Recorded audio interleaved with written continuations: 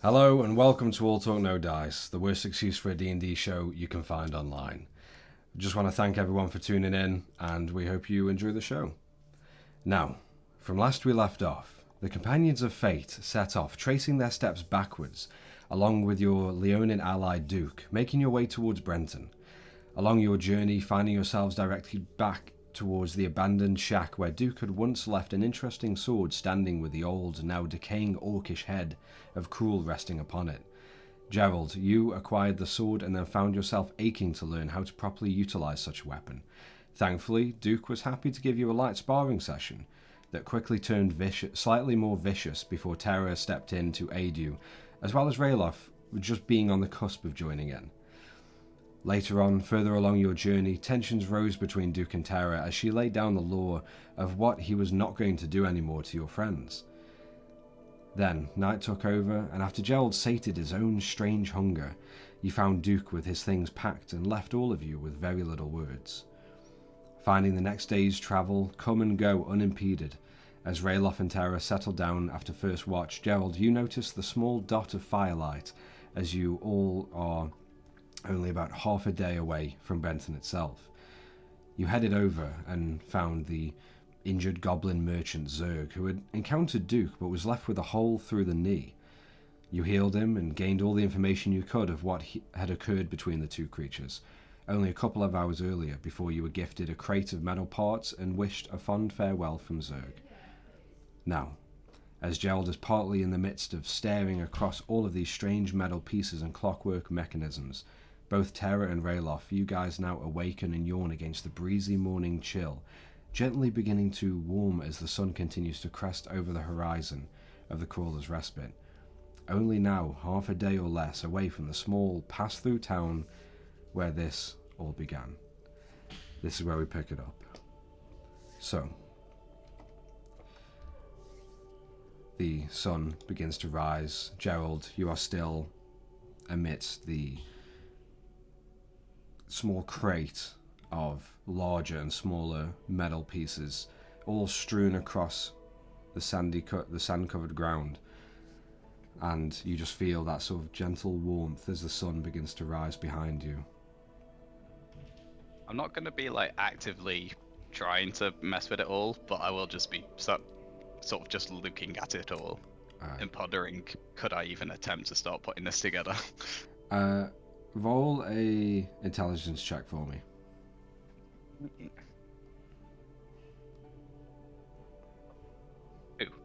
Two? Yeah.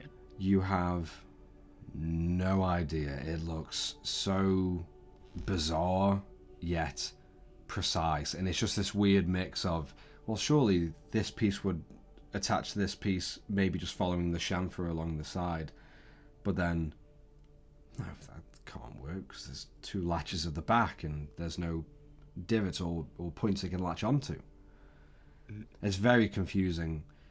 The one thing you do notice is just as the small mound of straw that you pulled out is set next to the crate, you see just a small little white card or tag just tucked inside the straw. I'll pick that out and see what it says. You see, it's only about, it's kind of like a Christmas tag size.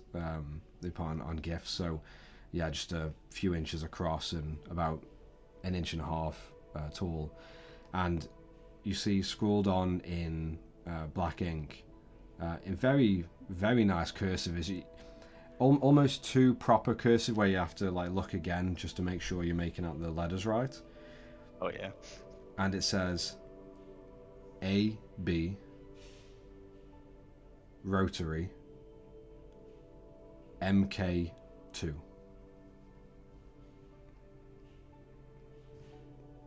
Okay. Rayloff and Terra, just at this point, both of your eyes open and you stretch and yawn as you feel the sun barely cresting over, bringing a gentle warmth that flutters across you. fortunately revitalizing you from the chilly night's rest.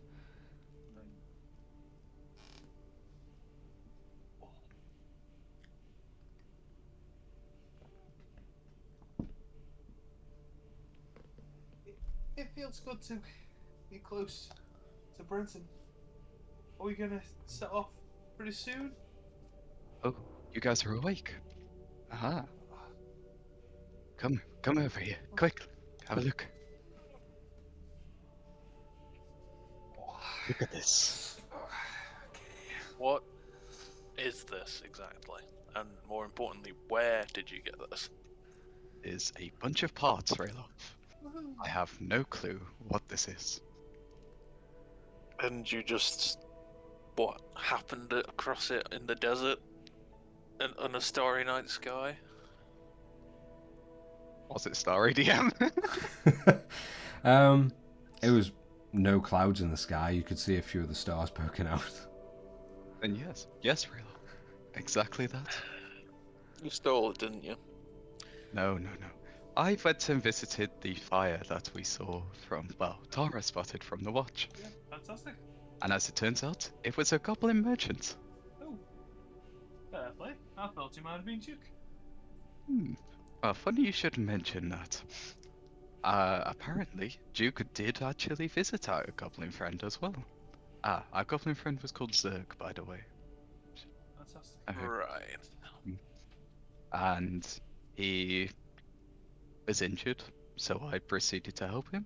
And from that, I gained some information. Mainly that he actually delivers parts to Eric, or who we assume is Eric here. EB is written on his list. Okay. I can't remember anyone else being under EB.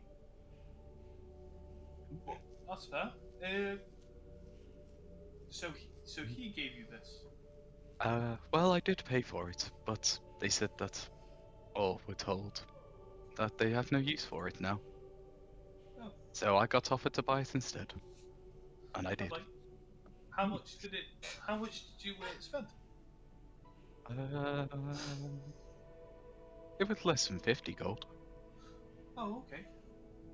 Do you have a lot of money on you now? Not anymore. Not anymore. And to honest. I will pass you. I'll pass you 10 gold. Oh, no, Tara. I don't need this yet. You should sure? definitely keep this safe. Yeah. Well, yeah. It's just if you've got basically no money, at least you've got some money just in case you see something, and maybe if you see something for me, you could always. That's a bit of a chip in. Oh, all right. Can So, go on. I'll accept I'll the money pass there. you over there. I'll, can I have a look at the pots, see if I can see anything that might go together? They are all laid out in front of you, so feel free. Sure. Roll an intelligence check for me, please.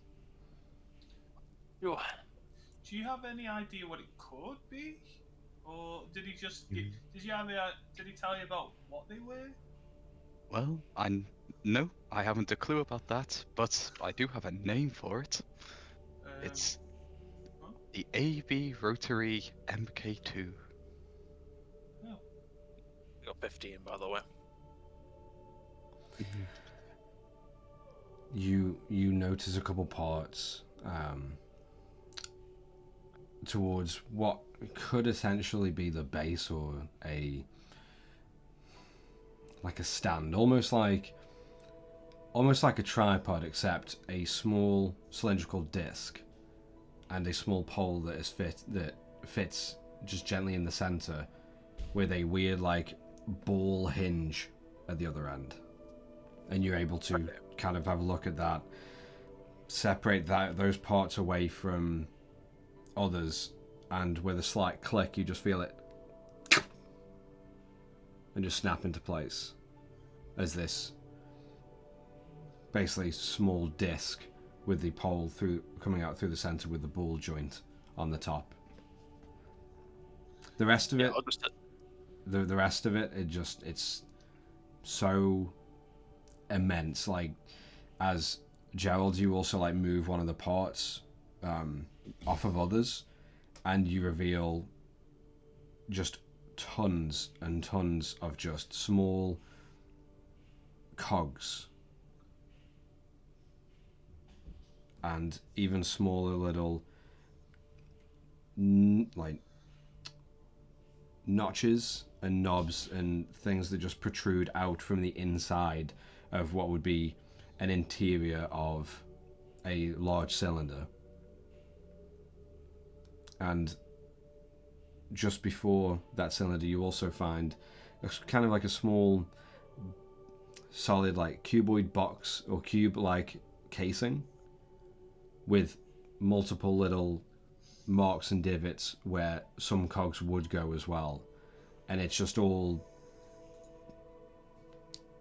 it's just insane to you that anyone would have any kind of knowledge of, without months to guess the order and fitment of everything.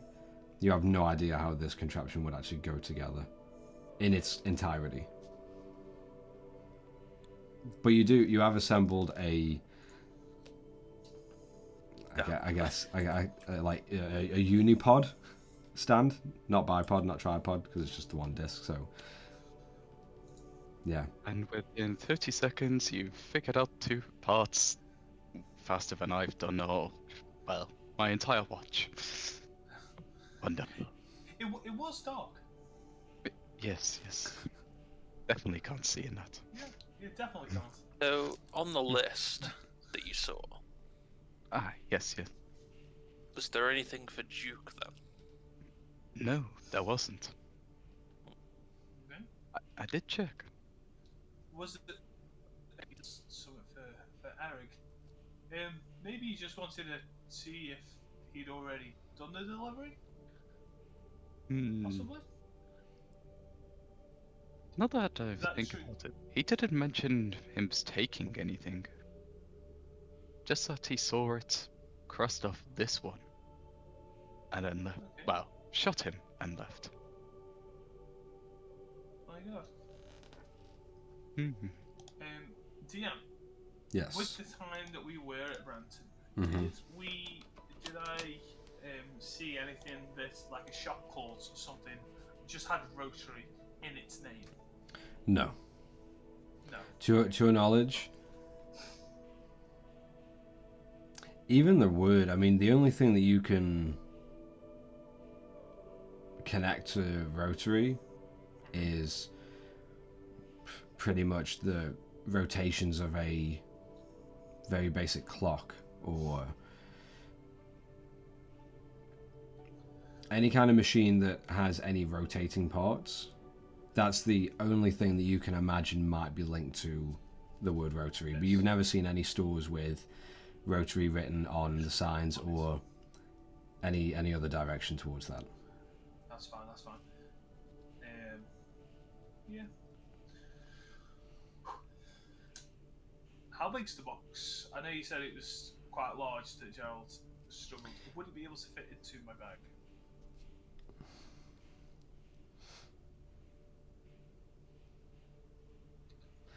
At a really, really tight squeeze.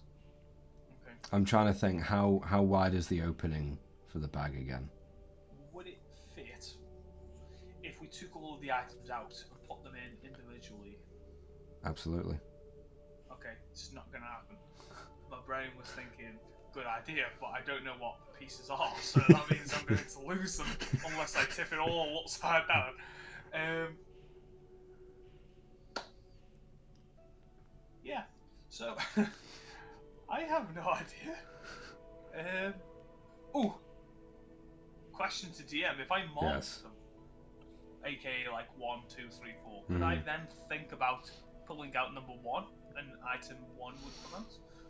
Or do I have to know the part in particular for it to... That's actually a really, really good question. Because usually when you take an item out of a bag of holding or the handy haversack, you have to know exactly what you're pulling out or think about what you're pulling out, and it will appear if it's in the bag. Thought of item marked number 1. Yeah. So Item marked. roll a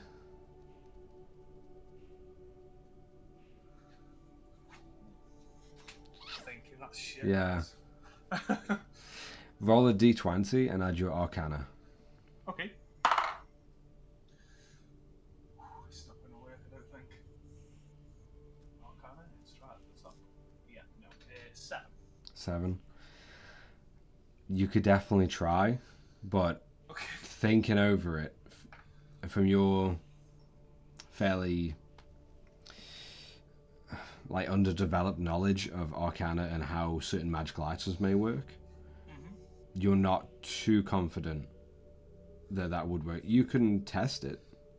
Okay. But I will look for something that seems like, you know, when you like have nuts and bolts and you think, oh, I don't fucking need this one. yeah. That'll be the I'm spare. gonna get that one part. Okay. That I could probably it's still worth it out.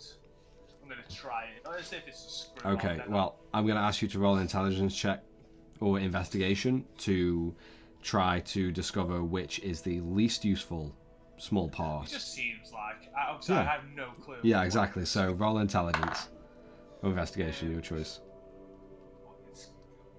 Like I said before, I'm going to take a +2 whatever. So investigation with a +2 is 16. 16. You find the one part that seems to be repeating itself quite a few times are a couple of the cogs. And you find about 5 cogs the same size. Okay. Surely to your eyes the same size. Yeah. But there's about 5 copies of the same one. Okay. And that's probably the smallest, most common part that you can see that, oh, well, they're not too unique. Could probably do without. With my time in the jungle, I'm sorry, I'm just asking DM questions. Yeah, sure. No, it's okay. I'd rather you ask. Yeah. With my time in the jungle, would I have seen a clock with gears? Obviously, I know clocks have gears, but have I seen one like without its face? No. No. Okay. I'm gonna pull out one of these gears. Do you think this is important? I'm gonna ask both of you, or point it both in your face. Not obviously stupidly. Yeah. I mean, are you going to destroy it? No, I'm gonna test on it in the bag. Oh, for transport, yes. Yes. Ah. Like, what do you mean now? I'm gonna mark it with the number 1 because I know it looks like. Do I know it's a cog, or am I just? It's all alien to you. I'm going to mark this with a 1. I'm going to put it in the bag, and then I'm going to think about an item pulled out with the number 1 on it, and hopefully, I'll pull it out. If not, we've lost the gear until I flip it. Wait, is your fear that we could lose a part? Yes, and it's an important part. Then why don't we just transfer the items from one bag to the other, and then put all of these into the other bag? And then we could just tip it out, and all the parts will come out. Alternatively, why don't we just pack them up and I can carry them? And save messing if you're about. happy with carrying a big box, you be my guest. But if we have to go in stealthily, you've got a massive box. That's all I was thinking. We can hide the box outside somewhere. With the items up? Can I lift one of the boxes to see how heavy they are? Well, it's only one box. Okay. Well, I'll just sort of put it all together, then I'll try and lift it and see how heavy it is. Okay, so because Gerald took a certain amount of time, this is going to take at least a solid few minutes of you constantly putting parts and arranging them in the box and in the stack of straw to properly and compactly put all of the pieces back in. I'll help him with that. Okay. I will put in that one piece that I have no idea. Yeah, so you just put this weird spiderwebby circle thing and put it in. Over, I'd say only about 2-3 minutes or so, with both Gerald and Rayloff, you guys just finding the right spaces to put these things in, and how to layer them, and how to just all the different angles of the parts to make it all fit concisely. You pick up the box rail off, and it's hefty. Even with your immense strength, like, you can feel a good tug of the weight. It's definitely not light. It's not, for what you can ascertain just from this, like, maybe the box is adding a bit of weight on it as well, but whatever this is, if it is one solid contraption in full, it is not meant to be carried around as a whole. Right. Or if it is, it's slowly lug it with you. But you wouldn't, just from the weight alone, and same with you, Gerald, when you carried it up, there's no way you are darting around running with this thing. Not a chance. Yeah. During that time, I'm going to pull out one of my hand axes from my knapsack folder, and I'm going to mark it on the handle a little 1, and then I'm going to put it back in, and then think about pulling out an item marked with a 1 on it, and I'm going to attempt to pull said item out. Okay. Even though I know it's a hand axe, I'm going to see if, because I have 2 in there, to see if I pull out my numbered one. Roll a d20 for me. Oof. Natural 20. Okay. Natural 20. Oof. Natural 20. So you dip your hand in the bag, and you kind of, the hardest thing in which you'd have an issue with is separating the thought of the hand axe you just marked, and just swapping that image in your mind from a hand axe to an item with 1 written on. But as you close your eyes, your mental fortitude is just strong enough to separate those 2 items, so you're solely thinking of an item with number 1 on, and you pull out the hand axe. I will double make sure that it definitely has the 1 It's on the handle, just right there. Opens bag, puts it in, like I have just made a lifelong task completed.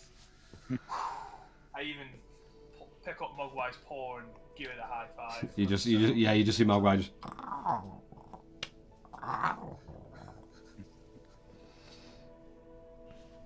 Yeah.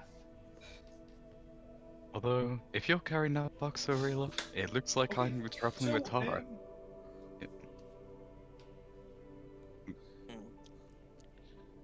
Does that took me the better part of an hour to look it across that sand? In the nicest way, Gerald. He's strong. Thanks. Thanks a lot. You're welcome.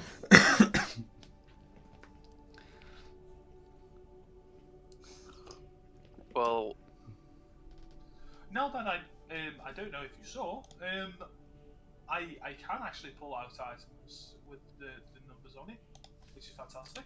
The only problem is that how long it's taken you. I assume that it's a lot of items. There's quite a few little fiddly bits. If I were to guess on how long it would take me to mark every individual piece, Roll an intelligence check. roughly on what I've seen, I assume Sure. that there's probably some more in the box. Yeah. Intelligence plus 2, 14. Rough guess upwards of about 4 hours. Fuck that Easily, shit. with the amount of smaller, more intricate parts and the larger parts to separate and mark them all. Yeah, it'd be hours. And that's just to label them. Mm-hmm. Not even put them away.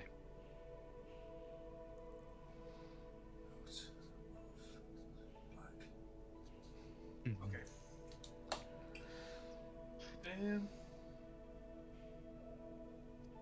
Real Well- how much stuff do you have in your bag? fair bit. Okay, because I have a fair bit as well.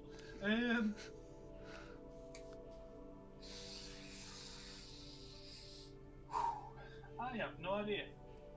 I know what work we can do. What? Why don't we just Oh. ask if Sierra would look after it? Yes. I have an idea, Go for it. but it involves a question. So, if the item was the box, and the box contained more items, if I then reduced said item, aka the box, would the items inside stay the same? AKA, would then the box get blown to pieces because it can't hold what's inside of it? And then, obviously, when the concentration breaks, the wouldn't just get bigger. Sorry to be a pain. No, because it's okay. Also, an eighth of the weight. That's what I'm thinking. It's a small amount of time that we can literally bomb it, and then. Okay. You cause a creature or an object you can see within range to grow larger or smaller. Choose a creature or an object that is neither worn nor carried. Okay. So it's just a box. Yeah.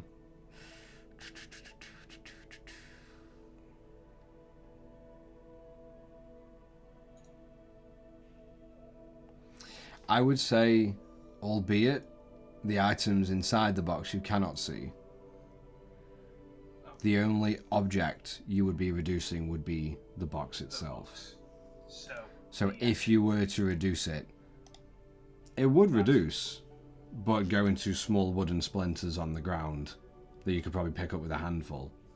Okay. While all the other items are just scattered, full size, 1-to-1. Cool. Not a problem.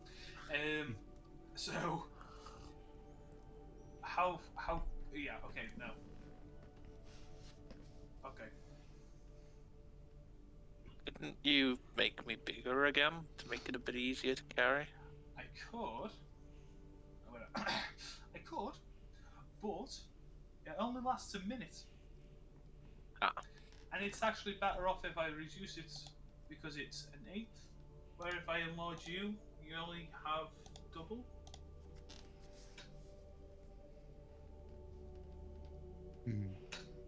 Why don't we just try fitting the whole box inside the bag? Will it stretch? If it rips, that's all I'm thinking. I think you've got a good idea of just giving it to Sierra. We could carry it to that point, and then do a casual wait near the box, like we're waiting for a delivery. Play the part of the delivery people. No, we're not giving it to him. I want it back. No. I mean, to make other people think that it's just random people just doing a delivery. Ah, yes, and we had to Maybe we hire should the big focus one. on getting it there first. Well, we can. Well, we can make a start. But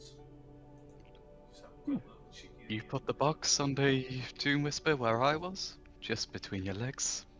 Those big, strong legs. I mean, and then we'll just hang around tower instead.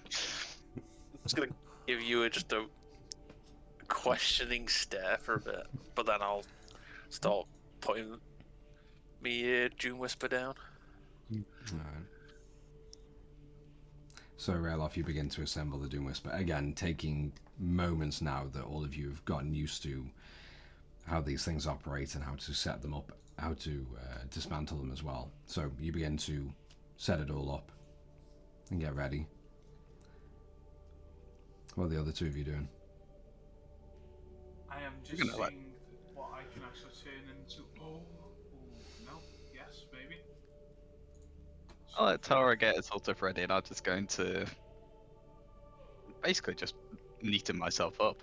I might just get sands and anything, just ruffle out the cloak, make sure there's no sand on there, use precipitation on myself to sort of tidy anything up. And I'll even bring out the bottle of perfume that I actually have, and I'm just going to give a couple sprays around. Yeah, so Get a bit fresher for once, so I'll be going back to Britain. Using prestidigitation, you see Gerald, the small Kenku, just begin to and with each flutter of the hand you see the whole sleeve just bellow and shift, and all of the sand and the marks and the grime just instantly disappear, And same with the cloak, as he just flourishes it out, and it just becomes spotless. Before he just gives a couple squirts of perfume. Right. I am ready. I am presentable. We can do this. Fantastic. I don't think you could do us a favour. Go on.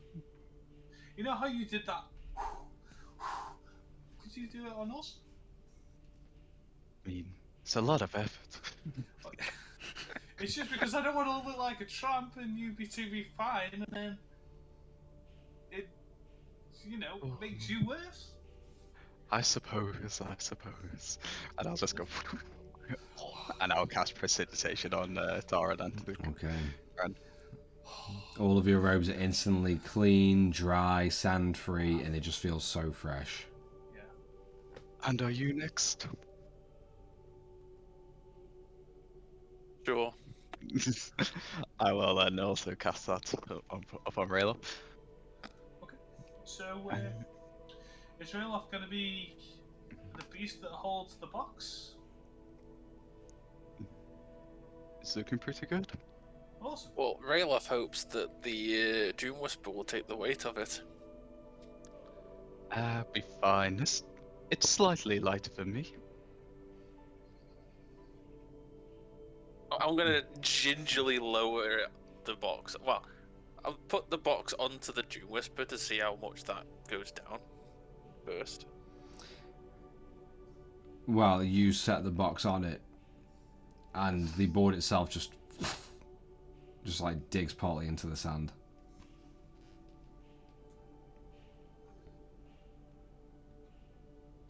I'm surprised it didn't fly off.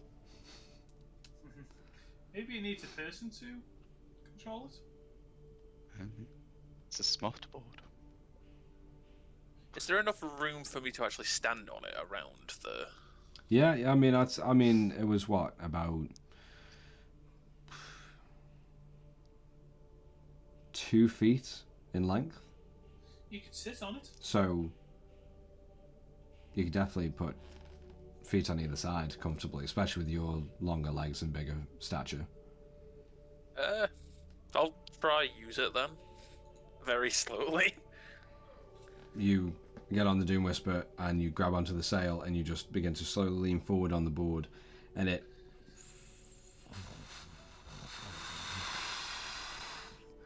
does move. Okay. Is it digging into the sand behind me? Yes. Yeah, it's creating a very deep groove just behind you. Quite a lot deeper than normal. Right. Gerald, Yes. do you want to control the Doom Whisper? I'm going to trust you. I'm going to crouch down and try to cover the track behind. Because how far away was it to Branton? Less than half a day. Shit.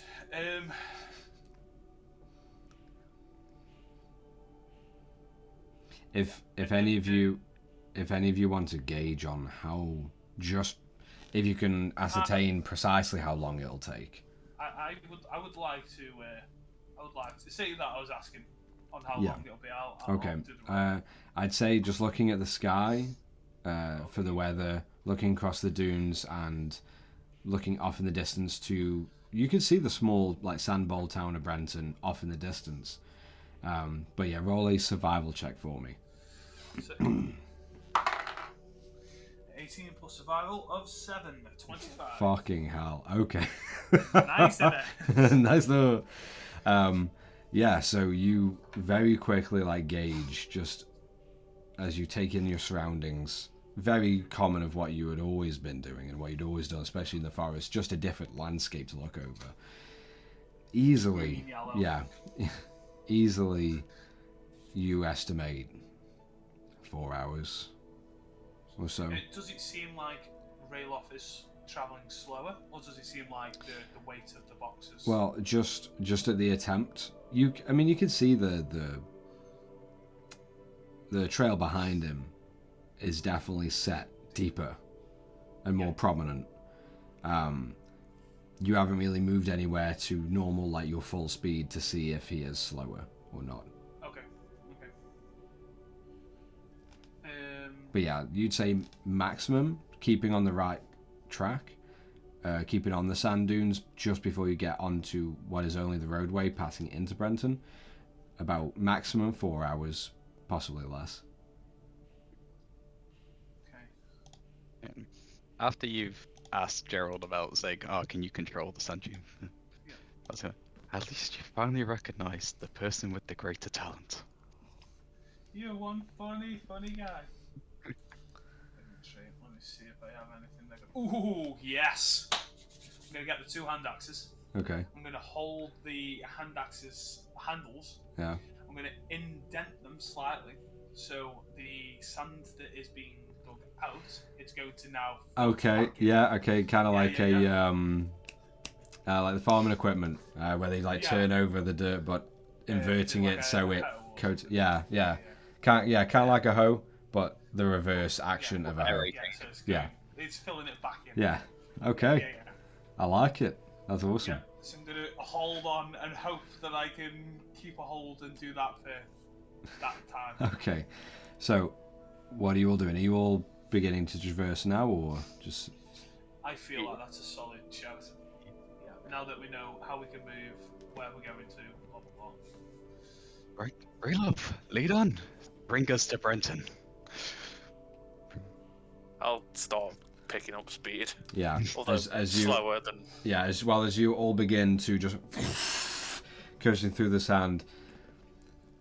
Gerald, you quickly notice you are easily just gaining speed, and without trying, about to pass Rayloff as you come back. Rayloff, for your Doom Whisper, your speed is halved, with the weight of the box being that much of another creature, another medium-sized creature with you. But you continue, and at a steady pace. Question. Tara. Because there's me and Gerald being both medium creatures, would that mean that Rayloff and said box would be the same, or is it heavier than a normal person? With your combined weight, because Gerald, I would assume you count as a small creature being a Kenku, but I know you said I am medium. You are medium. Technically. Okay, medium. Yeah. That's fine. The weight of the Goliath and the extra medium-sized creature is immensely heavier than you guys, so you are able to gain speed fairly easily. Yeah. But you're not shooting off as if it's one creature. Exactly. Well, let's say if we're like 3/4 speed and he's half. Still going. Yeah. But you continue to coast over the sand dunes. The morning sun still beginning to rise and crest over the entire horizon, casting across a gorgeous, deep amber across the sand. And you see that small dot of Brenton begin to become larger and larger. Tara, I want you to make an athletics check for me to see if you can maintain this reverse hoe hand axe position. With a +4, it's a 17. 17. I was getting stiff. About an hour and a half in, your shoulders are just burning at this point. Your arms are still steady, but sometimes catching into like the deeper dunes and the thicker sand, you kind of feel like nearly pulled off before you like steady yourself again and kind of like wrap your heels as they're under you, like around Gerald's ankle or around the mast itself, just to keep yourself on as you catch yourself, but then just make sure you stay as stuck on as possible. Yeah. But you are able to maintain that reverse hoe hand axe subterfuge of the sand. Another hour goes by, and very quickly you see Brenton get larger and larger, and coming into view you see just 400 feet ahead of you,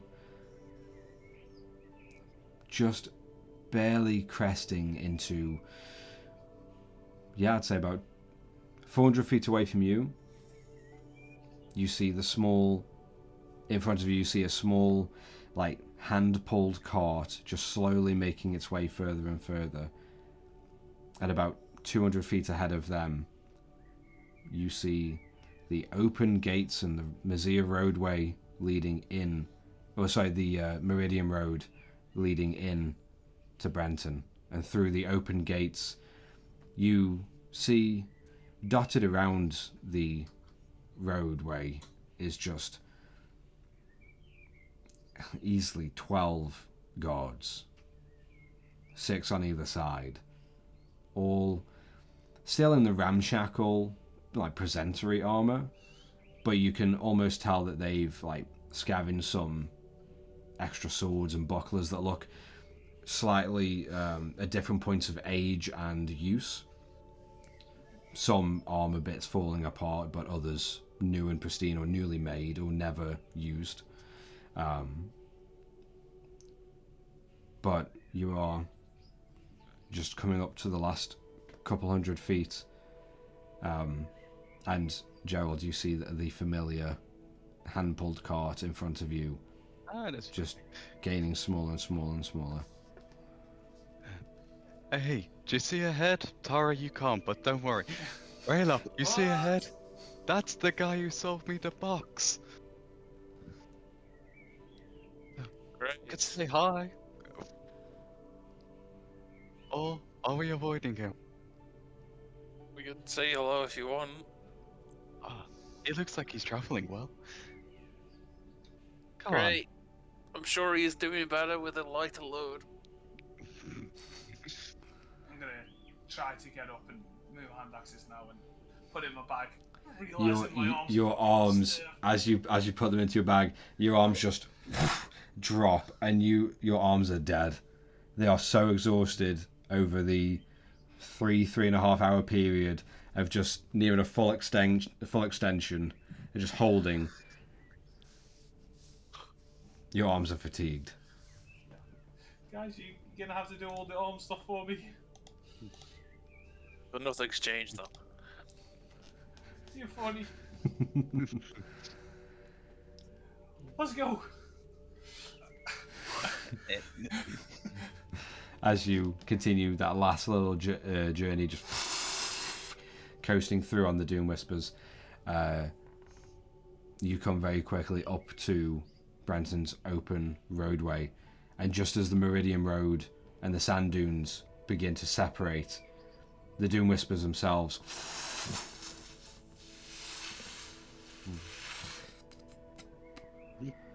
Okay, this is our stop then. Hey, Gerald, Hey, yes? you're gonna have to dismantle it for me. I can't do anything. I got this. Do you want a hand up? Yes, please. Okay. Wow, I was under her shoulder. yeah, you really just but she's light enough that you do have a nice good leverage on her. And there you are. Oh, thank you. Now, quickly, make your way to that cart. You see as Rayloff, you continue, you finish off dismantling your Doom Whisper and picking up the box either under arm or over shoulder, and it's still hefty as fuck. Gerald, you finish off dismantling yours, and you see Tara running down, almost arms limp, just running, and you see her hands and arms flailing at the sides, and slowly blood begins to flow back, and you gain some. By the time you get to this cart, or the back of the cart, I kind of grab one of my arms and go next to one of the walls, like, okay, I have feeling. Turn around. as you just swing, and it just throbs with pain, but the blood just instantly. Oh my god. Oh, okay, walk back to them. Slightly in pain, but still better. and you hear as this small hand-pulled cart, an even smaller figure with a slight hood up, and you just hear the wheels just as the small little creature is just tugging this thing along, very steady pace. Like, you could walk faster after 7 ales kind of pace. But slowly but surely he's making it his way into Brenton. There's about 60 feet or so right now until you and the cart cross into Brenton, into the town. And your allies are only just 20 feet or so behind you now, finishing off dismantling the Doom Whispers. Yeah. Quite loudly, though, going to go, is that Zerg, the world's strongest goblin? And all you see, Tara, is the cart just, like, the handles of it, of the two beams coming off of handles. You just see the cart instantly, and the handles just drop, and you see this small creature turn instantly past the cart and just pull the hood down, and you see a very like bulbous green nose and a very sharp chin. The hair itself kind of slicked back and like browny grey, but with tints of green, and it balding on the top. And you see just through the thick, like, chapped and partly cut lips, with it pointy ears just pointing out with multiple earrings and adornments in his ears. All you hear is Gerald. Ah, that can't be the man I met last night. He was much more handsome. No. You fixed my knee. And he begins to just wave over. Oh, so, you had got an early start to Brenton, then? As you catch up to him, and Tara is kind of like, now you're standing like between Gerald and Zerg, and you see the small goblin kind of just like roll up the sleeves of this robe. Yeah, I started just before dawn. Or the middle of the night. Or dawn. I don't remember. You just know you started. I started and now I'm here. Ah, well, say hello to my party. This is Hello, Rayla, party. and this is Tara. Yeah. Hi. Hello. And yes, well, should we all walk into Brenton together? Oh, we can. Do you have things to sell as well? As he just picks it up. We have business with the Lord, as it turns out. With who? You know, Olin, the guy in charge? Oh, lawkeeper. Yeah. Funny type. Elves. And you will begin They slowly. live long and hold too many secrets. But They live way too long to keep the secrets away. We definitely do with nipping in our old shop as well, and in those chitin we found. Definitely. oh yes, I forgot we collected them. Well, at least one of us remembers. Well, one of us I was doing exactly the same thing. I actually got more than you, but we needed 5. It's brilliant. Gerald, Oh yes. while these two little girls are arguing, Oh, thank you. who's in charge of your band? You really got Technically via no one disagreeing. it. It's there. Yeah. Just You, saying. you just see Zerg like look at Tara. Really? Really, really. She's a prettier face of mine to look at. That is true. I don't know about that. You're the most handsome crow I've seen. Especially you when, after you sorted my knee. Easy jobs, easy jobs. Well, I would, if you don't mind, Tara, Hey, yes. I have a job offer for you of a lifetime. Okay. This rat little skunk now, after Gerald told me, named Duke, Leonin, with metal things that blow your knee out. Yes. We know He that. blew my knee out. That's not very nice. It was not. So, I want you mercenaries to go and find this creature, destroy him, and bring me his head. What happened to the clan? I haven't had time to talk to them yet. But it would be great news to go back and say, we had an interruption along my trade route, but that distraction will never happen again.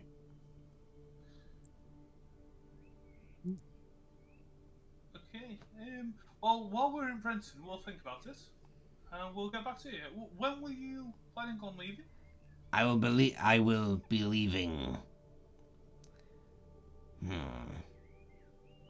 I will be leaving in about 2 days. I have plenty of things to deliver, and any offcuts or things I've scavenged will be sold in the main bazaar. I see. So if you need me, I'll be there for the next today and tomorrow, and then first light of the third day. See, if we end up having to leave early, of course, we'll have to decline the job, as we just won't be around, I'm afraid. That's fine. If you are not up for the task, then I will be able to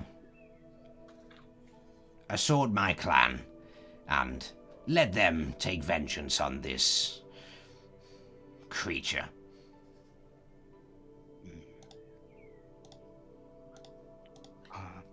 Well, anyway, would you like help with the cart anyway, actually? I'm fine. I'm quite used to the weight. Well, I could actually do us both a favour. If we're allowed to put that box on it, we could give it a pull. Or when I say we, I mean him. Pointing over Rayla. He is big. Kind of a helping hand for both of us. Make a persuasion check. 17 plus persuasion plus 1, 18. Nice. That sounds like a fair deal. Ray. Rayloff. Oh, Yes. Rayloff. Come here and grab hold of these handles. You might have to go a little bit lower. I'll just sort of lower down. I'll Yeah. put the box on first, but then. Yeah, you set the box on, and you see the cart like goes to dip, but then just at the back it's got this small little foot that sticks out, so it doesn't topple backwards. You lower down and you kind of like start standing up, but you find like as you bring your hands like fully standing, probably just below your waist, or just at your waist level, that stop it instantly in. So you have to kind of like bend your legs or like hunch your back down slightly, and you have to kind of like almost like a half squat and walk, so like a little bit low to the ground, and you're just half squatting with each step. Okay.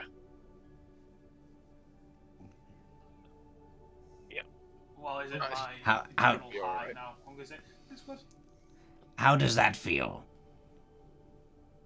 It's easier than carrying the box on its own.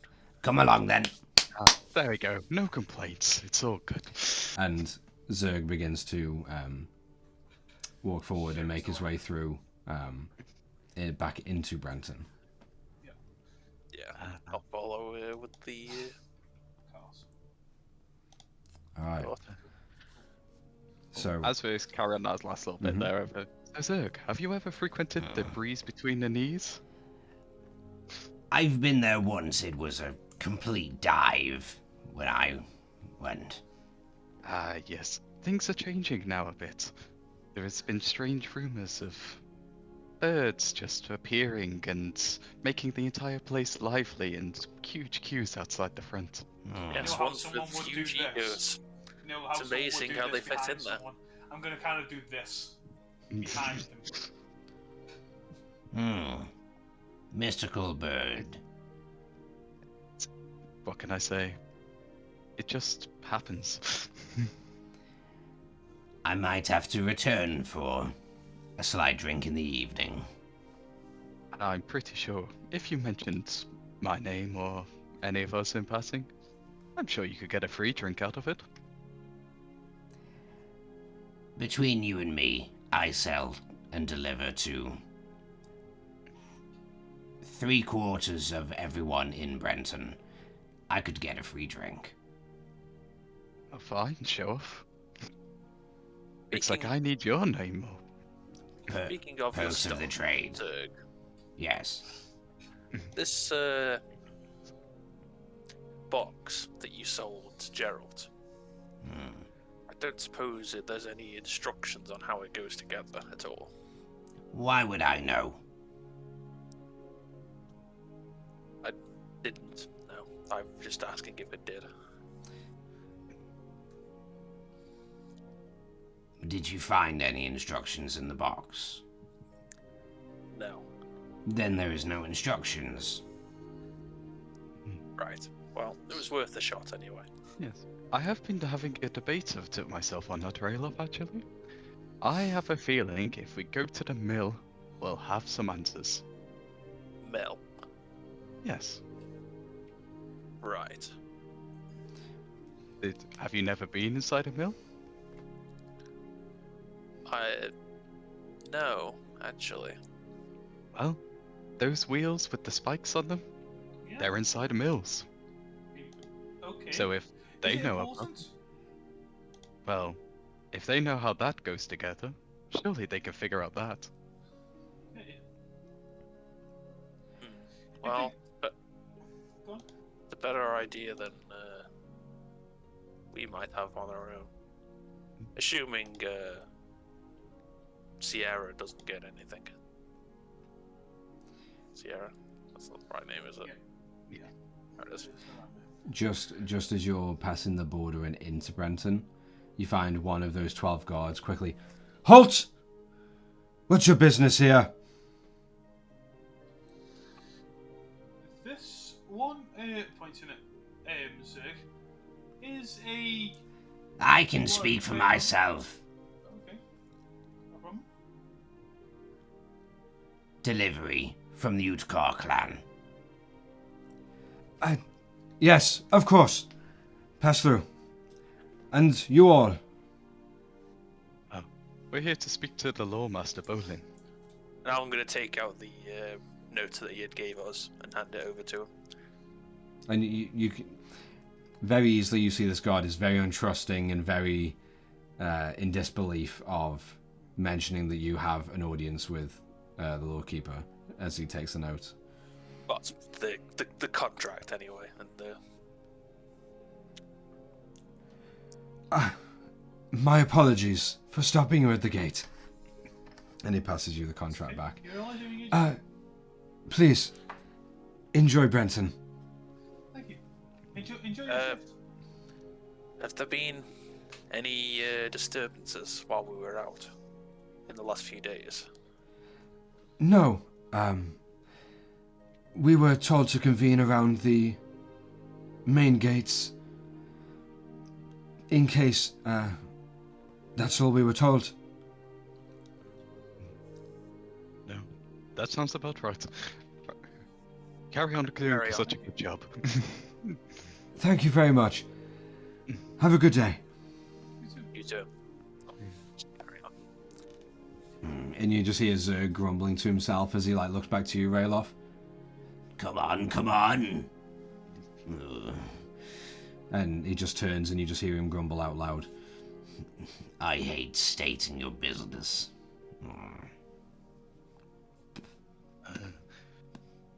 You seem to be pretty fine anyway. One I've, sentence, all through. I've been here enough. They know my trade. Exactly.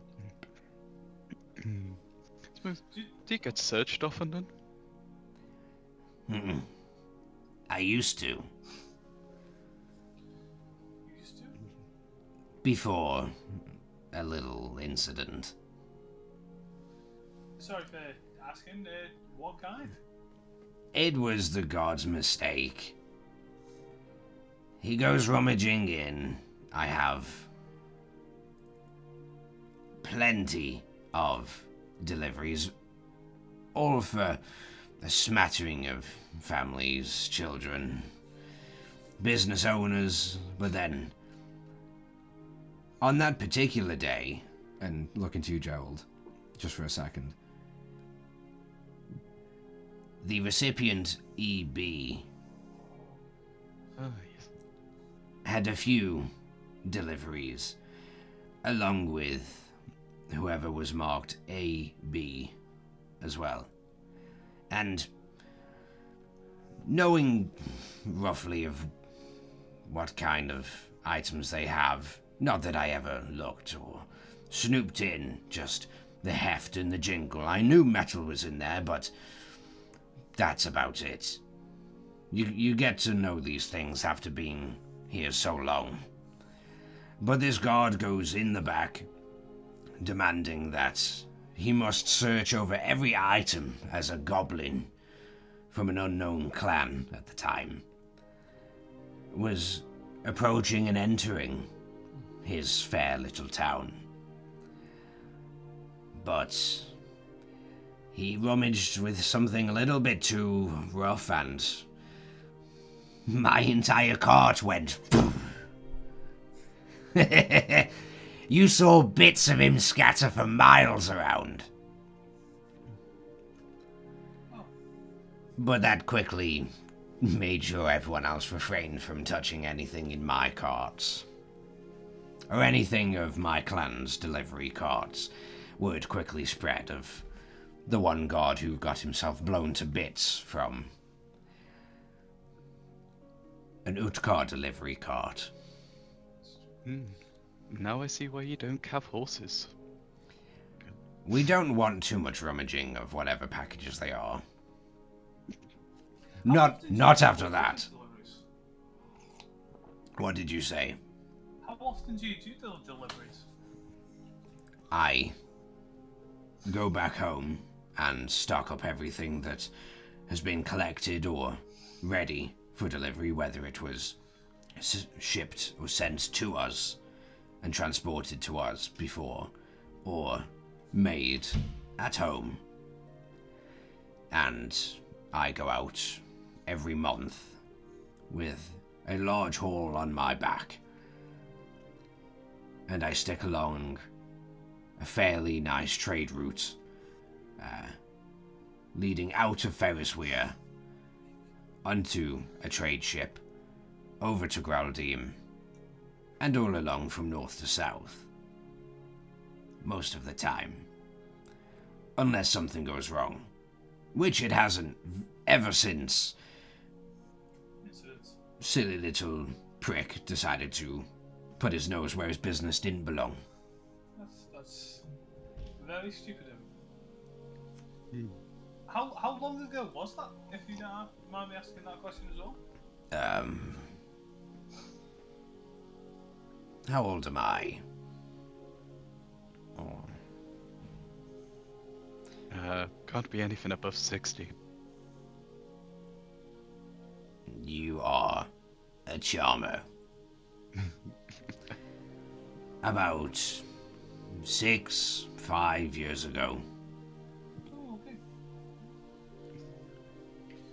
That's fair. That's fair.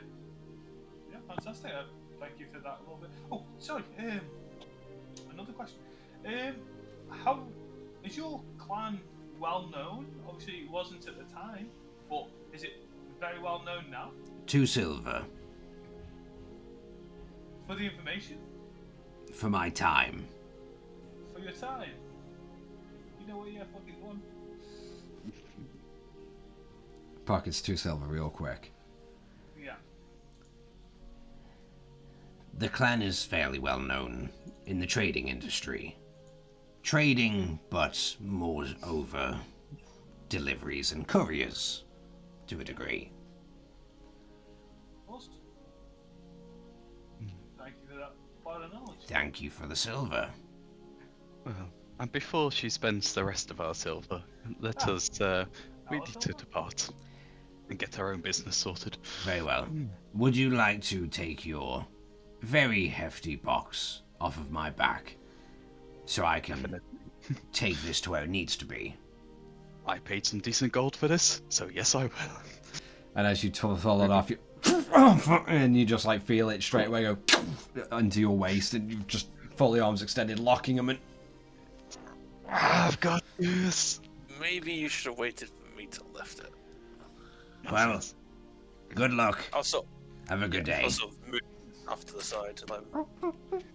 And you just hear the wheels continue to creak and squeak as the cart just continues to coast along behind Zerg, further into Brenton. Yeah, I'll just sort of grab the handle and lift it up. Oh, thank you. So, where do we go first then? Live for the heights? Yeah, and we can drop the box off at the same time. Dave's don't know. carrying it around, I suppose. Yeah. Well, let's go then. All right, Yep. so you are heading to Sarah Sundries. Sundries. Okay. You pass through the main sort of small, like entrance courtyard. Not much has changed. You continue on past the law house, and just opposite, as you're passing through and going into that main, I guess, high street, that main boulevard of different stores and hovels. You pass the stables, and you hear a small voice. Excuse me? Excuse me? As you see, like, a very small, like, frail dwarvish man. Little tuft of a beard on his chin, and, like, trailing up to the sides and the sideburns. Partly bald on top, but just with, like, little stray puffs of hair just around the sides and the back. Hello, you are all friends of the lawkeeper. We've met. Yes. I remember seeing all of you. We were told that you had rented horses and a cart from us, and we were just wondering where you have stowed it away. Ah, yes. It's a good point. The cart and horse is just over at a temple. Yes. So, they are currently just stationed there, relaxing nicely, and we should get them back to you as soon as. Roll a deception or persuasion check with disadvantage. Well, I can't even remember if we let them at the temple, so let's go with deception. Definitely What? did. Cart's still there. Yeah, they are definitely dead. That's a Cart's still 21. there. 21. What's What's the deception idea? now? It is. The cart's definitely there, but the horses went with Bar. Oh, Because Bar carried Yeah. them, didn't he? yeah. So when he disappeared, he took the horses. So they could be here. Okay. Yeah, okay, so 21 on Okay, deception. 21. Oh, fantastic. How far away is this? Is this secure temple? Oh, it's definitely at least 2-3 days away. Oh yes, definitely. And We had a bit of an Okay, if you're wishing to wonder how we came about of the whole... I just horses wonder were when here. we will get our horses back, and the cart was the thing that I was told that you had rented from us, and a rental means you return. Return. Well, I'm assuming it could be a few days before you get the cart. And We really needed it for another troop that were looking to rent a cart. how about I give you 10 silver as an apology? That could definitely go towards more wood to start building another cart. The troop would have to wait another 4 days, but that would be most generous of you. What are your names again? Well, we are the Companions of Fate altogether. Oh, that sounds very, very presentory. Well, very nice to meet you. My name is Dill. Right. How much are cards normally? Depends where you buy them from. And if we were to buy them from here?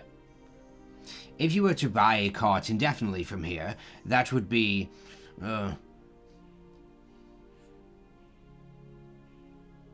60 silver pieces. Okay. And Well, anyway. if we wanted to permanently buy horses for it as well, how much would that be on top? I would say 20 silver per horse. Then if we put some gold down, would we be able to purchase a different cart with horses Absolutely. for use later on when you have that available? Or why don't we just pay them for the horses and carts we definitely have, Rayloff? Yes. And that way it's they back in can the just... temple. That's back That's to... just- And they can that make is- a new cart. And Yes. that way they don't have to worry about the whole coming back and forth and Yeah, waiting. because we already have one. I will say, to save the arguing, why don't you just give me 2 gold pieces, and I'll be able to fund a new cart, and we will just assume you have indefinitely bought the previous cart and horses and all the feed. Because that is definitely true. Real off, don't worry. It's a brilliant idea. I will give him the 2 gold pieces. Thank you. Well, My audio bugged out for the past 10 seconds there, so I have no idea what was said. Tara he takes the 2 gold that Tara's given to cover all costs. Oh, okay. Fantastic. Well, thank you very much, and we'll get to work on that cart. Thank you. You enjoy the horses and the cart. I'm sure you'll have a great time. Definitely. Yes. Right. They were definitely fun to ride there. Good. Nice meeting you all. And you see the dwarf. You see Dill just begin to just coast around the far back of the stables. Okay. Oh my god, they've got a good memory. Well, they probably have records. That's true. And they might have seen us before and gone, oh, they're the ones. But hey, we've brought them now, so we're all good. Even if they're definitely alive, still being in earshot. You just hear you kind of see his head slightly turn as he's facing away, but continues on now past and away from the stables. Yeah. I'm not even going to jinx it. I'm still going to not say anything bad about the horses Yeah. or any part of the cart. Let's just carry on. Yeah. So yes, yeah. Are we close to Luciana Slinders? Yeah, you're 15-minute walk away through Brenton to the bottom end. Let's keep it walking. All right. So you make it down and you find Sierra Sundry. You find that small, ramshack hovel again. You see on the front of the door part of the squiggles of whatever language it was is partially faded and smudged, and the door is partly ajar. You see a large blanket being propped up with 2 sticks just over the doorway, just casting some shadow and some shade into the doorway. I'll knock on. You hear the hello. Hi, your best buddies are here. Can we come in? And he just looks around and he sees Gerald peeking through. It's all of you again. Come on in. I got something to show you. Fantastic. We've got something to show you as well. Great, great. Well, we can show each other. Come in. Yeah, of course. I'm just gonna sort of take a minute to put it down and then Yeah, lift it up. And sort of just go. Because it was like sort of there. You like hunching down slightly as you bring it through.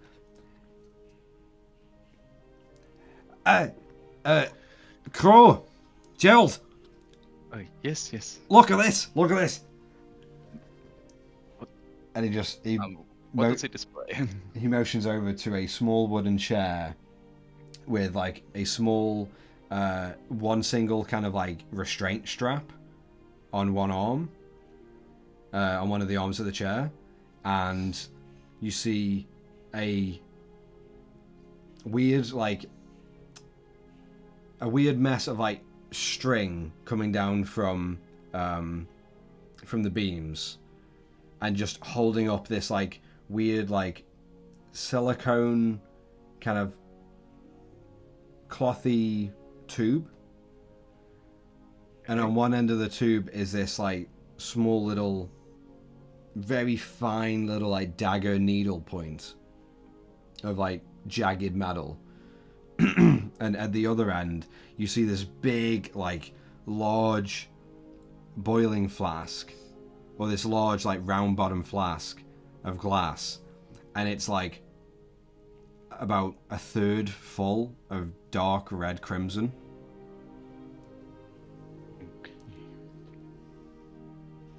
No, I'm gonna be 100% honest with you. Aye. I have no idea what I'm looking at apart from that chair, and in which case, you've got some interesting kinks, my man. No. Leave that out of your mind. I was thinking, after our last visit, there's profit in life.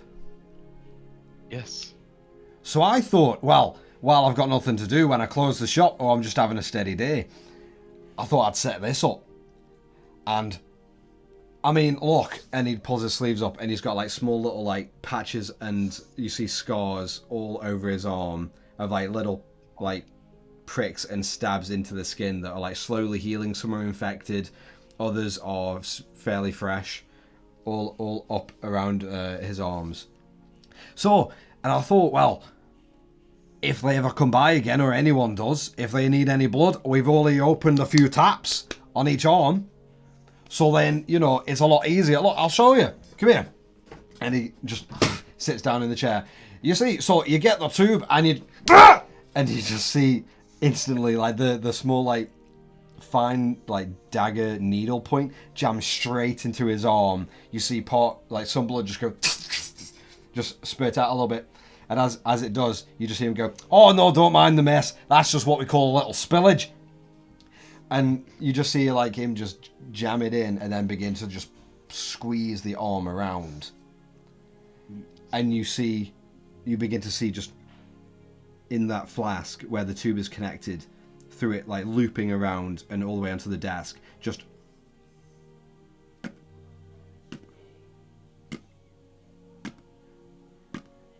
of drops and drops of blood. Yeah. Well, that certainly is amazing. It is. Now, the one thing I didn't know... Fuck! And you just see him, like, just put his hand over. What I didn't know was that after I continued to do this, then it was just like... I could barely stay awake.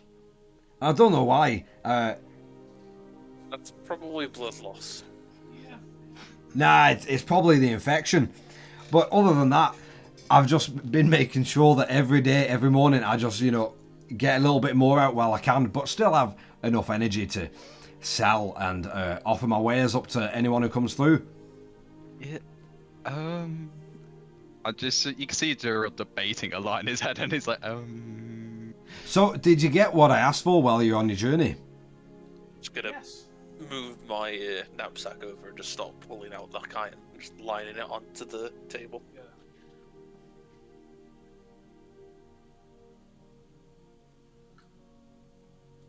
Very good.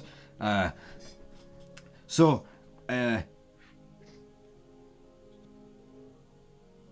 what is it all? What is it all? You asked us to You get asked Kite. for it. Yeah. I'll tell you exactly what you told us. In 1 second. Yeah, give me a little refresher, just a wee little boost. They were for a deal.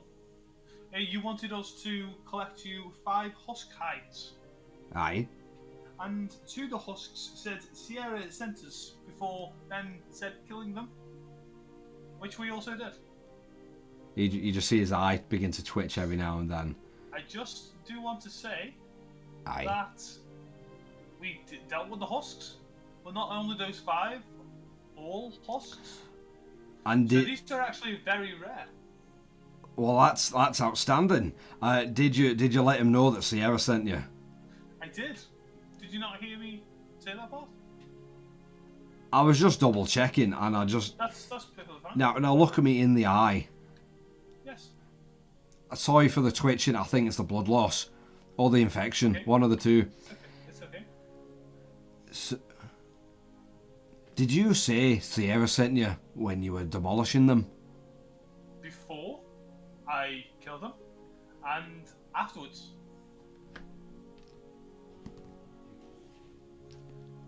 Oh, well, that's great then. Okay.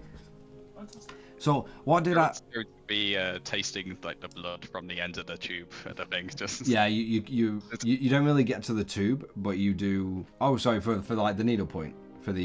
yeah, as it drops down, any somewhat dropping point, so I could just grab a little bit on the claw and just taste it. I would say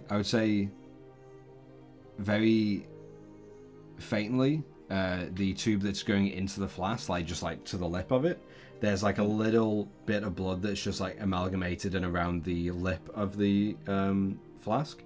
So, are you doing this very overtly or sneakily? Fairly sneakily, yeah. Roll a sleight of hand check for me. 9. 9. Terry, you see, and Rayloff, you see in the corner of your eyes, Gerald kind of just wiping off a bit of the flask and straight away. And Gerald? Yeah. You have never tasted anything so good in your life. The punch and the kick, weirdly fruity and refreshing, yet meaty and strong and full of power and life. It's just this little taster on the tip of your tongue instantly just leaps and bounds nicer, better, and fulfills you way more than dead birds and pheasants and pigs. Well, Sierra, I can't let your efforts go to waste. I'm gonna have to take your stock. Oh, that's fine. Would you like another day's worth of drainage? I'm going to stop you there because I have a feeling you're going to collapse. No, it's okay. I tell you what, though, it's amazing if you want to lose a little bit of that extra padding that you're keeping around. And you kind of notice then with the light, you notice his eyes are a little bit more sunken in, his cheeks are a bit more prominent in his, and the skin around his mouth is just a little thinner. And the jaw looks a little bit slimmer, but more gaunt rather than healthy. I tell you what you could have, because I'm feeling generous. I'll take one of my good berries. Try one of these. Well, I mean, I'm always up for a snack. Oh, that's a heavy tummy. Oh, yes. Oh, that is Does that feel a something. bit better? That is special. Yeah, no worries. And Joe's just gonna be like using the big jar of filling up his little jars, his little vials then. So that's gonna be for the vials. My little crow friend. That's gonna be well, for a friend discount and for what you've done for me, I'll say it's about. Well, I've still got tons more of the blood, so I'd say 5 silver a vial. Sounds good. I think I will have to impart this advice upon you, because I will feel bad if I don't.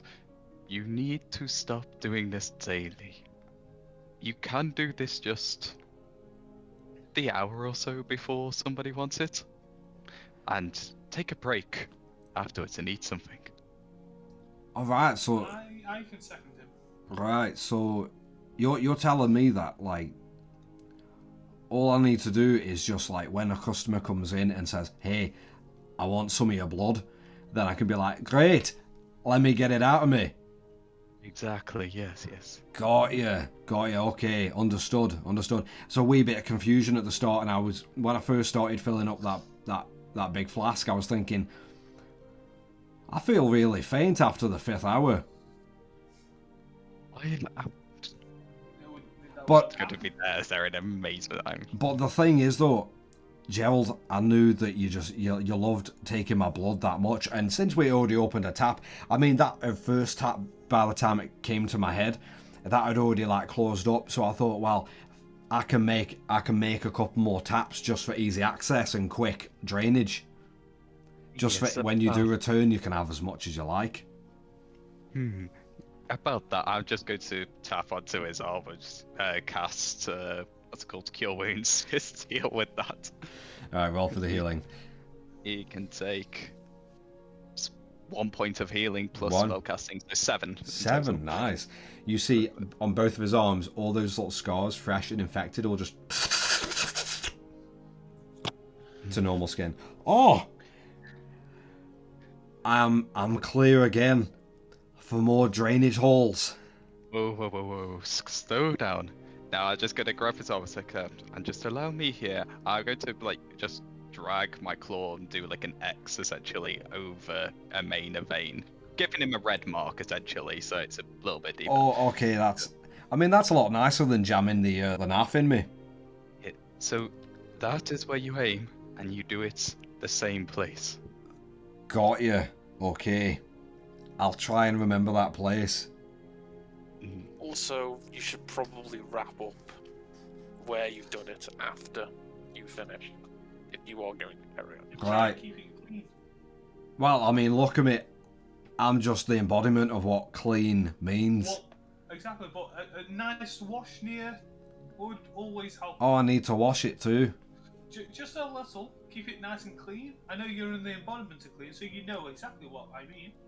And you as you're saying this, you look around and it's all shit everywhere, just trash items, dust, everything. Not Yeah. caring. Just focus a little bit more here. Aye. But you know what we mean. Okay. Well, now that we got that covered, and Gerald, that'll be, what did we say? It was 5 per vial. Yes, so here is the 15 silver for you here. Wait. Are you only taking 3 of the vials?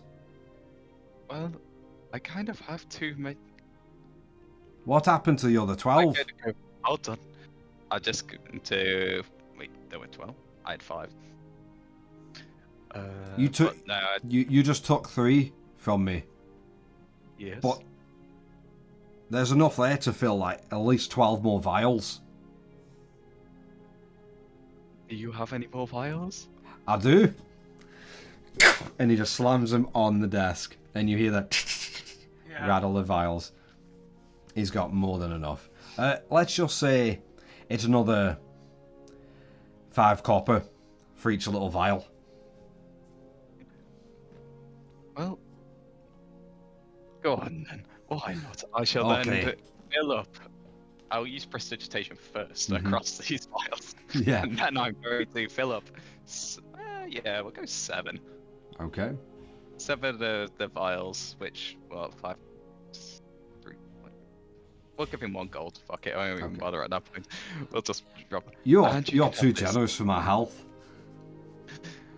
And with that, I will also go back out and empty out the 2 vials that are not Sierras. Yep. And come back in and replace them with Sierras. Okay. All right. Okay. Now, with all the filling and the drainage and everything reset and done, and he just like slams his hands on the desk and looks up to all of you. Let's talk business. And that's where we're going to take a quick break. And we're just going to go for a very short while.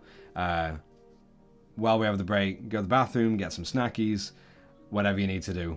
But we want to thank everyone for turning up so far, and hope you're enjoying the show. And we will be back in just a little while. See you then.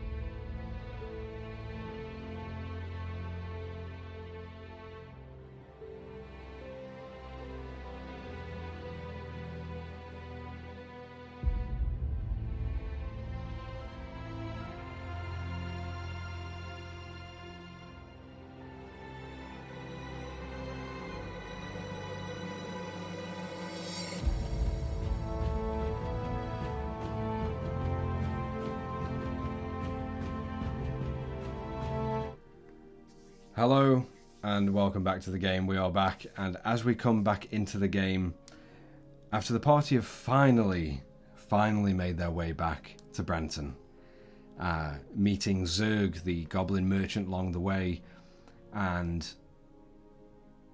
disarming any kind of alarm from the stable hands, you have found Sierra Sundries once again in the southern end of Brenton, and you all funneled in. And he did show you his new contraption, and after giving him some much needed medical advice for his own safety and health, you all kind of waited eagerly as he began to talk of business, as his small, like, stout, broad shoulders on his dwarvish frame, and the large tuft of hair that just shoots out in the beard, and both of the strings of the beard just are separated and almost permanently stick outwards. He just looks up at all of you. Right. So, what did I say that you'd get in return for these hides? It was a pre-deal. So we had the Doom Whispers that you sold us. Aye. At a cheaper price if we got you the hides. Aye. Okay. Which we did. So I appreciate the deal. Right. Well, have you still got the Dune Whispers then? And you're still using them? Yes, we do. I'll just pull them out of me, to shine a show him. Okay. Okay. They'd be So very useful. fantastic. Well, because you did give me these hides and you procured them, and I'm sure you went through a treacherous journey just to be able to get them to me, I'll say 20 gold for each Dune Whisper. No, we've already purchased them. Oh, you already... We'd already done the deal. It was just we paid less money if we gave you the hides. All right. Okay. Sorry. All the blood It's loss okay. is... It was probably the infection that made me go a little bit foggy. Sorry about that. So, well, I really So, appreciate you getting me these hides. We appreciate the Doom Whispers. They're very good.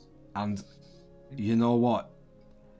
There was this small little weird creature that just came in, and they bought a few things, but get this, I said for all the items that'll be, about 4 gold. I mean, granted, he did turn his nose up at me, or beak, or whatever it was, but he turned his nose up at me, and then he just hurled haphazardly, like the small chest in the jingle came through, and I opened it, absolutely full of gold. I don't know. What did he buy? Oh, there's just a few of the scrolls from the back. No one ever really looks at them. Scrolls? Yeah. Magical scrolls?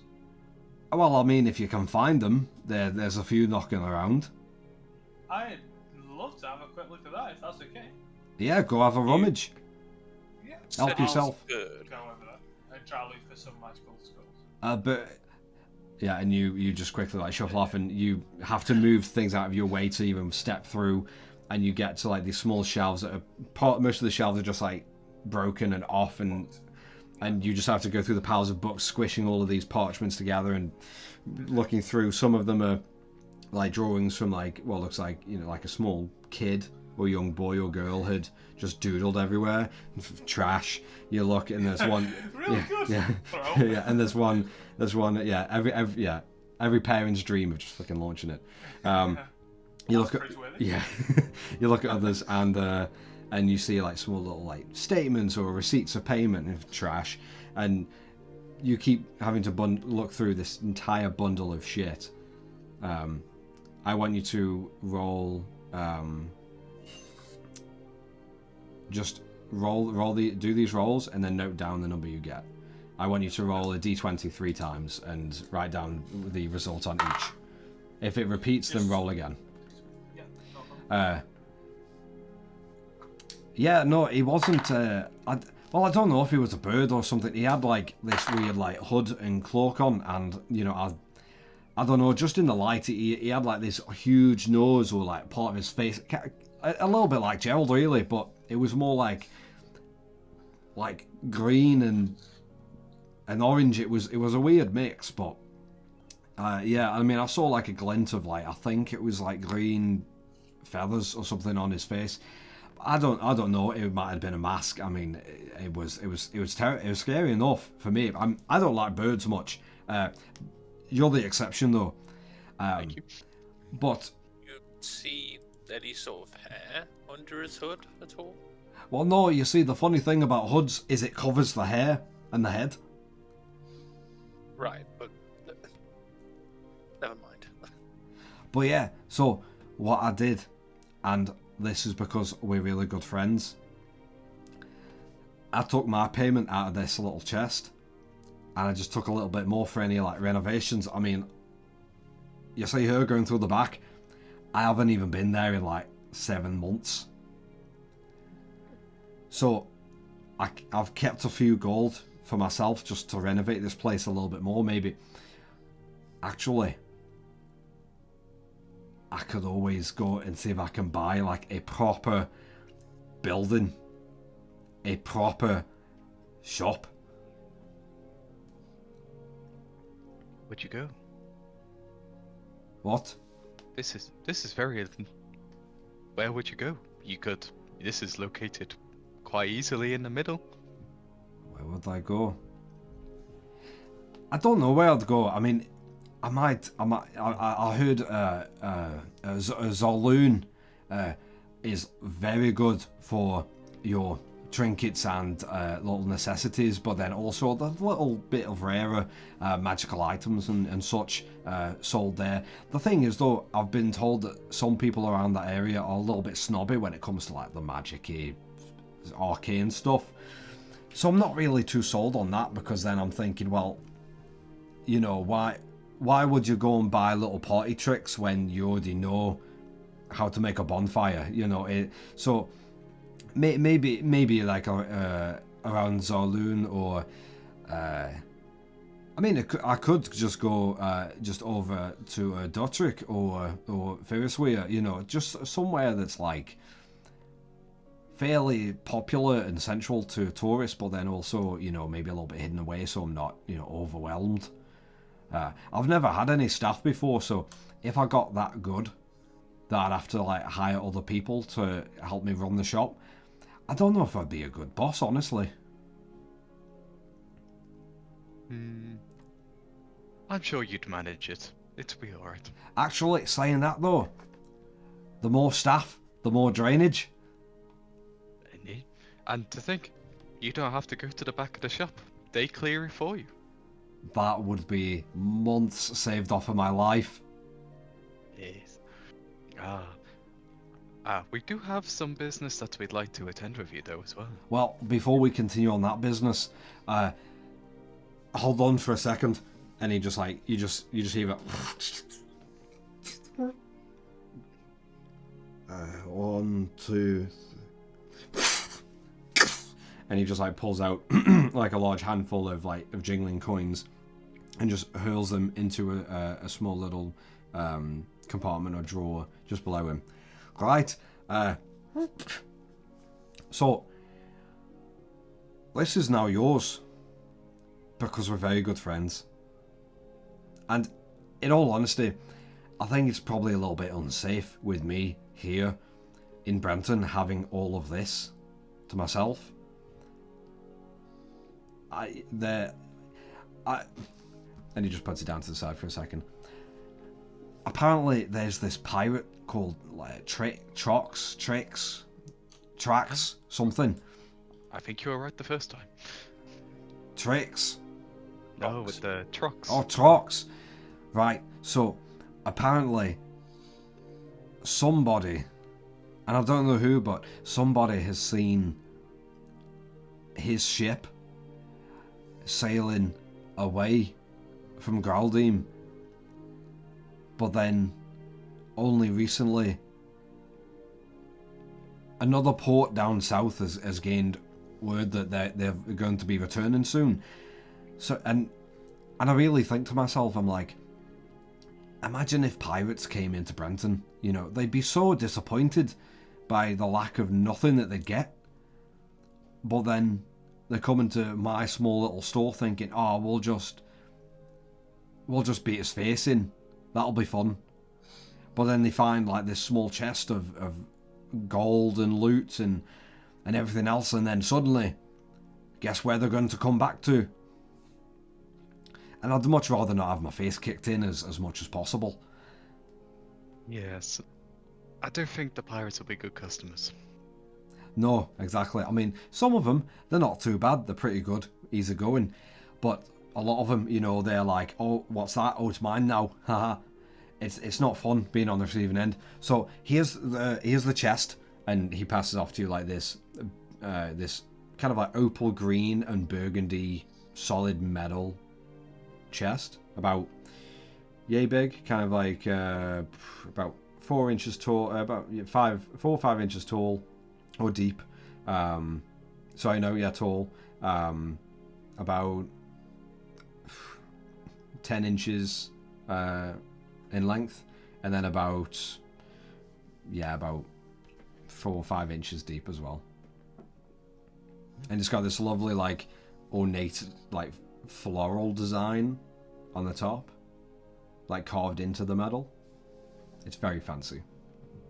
I'll put my hand on the box ticket and then just sort of as a thing. In fact, I'm only going to take this from you if you make me a promise. And what will that promise be? You'll still be around if we come back to Brenton. Or you'll at least let us know if you move shop. You'll look after yourself, presumably. That is what I'm asking.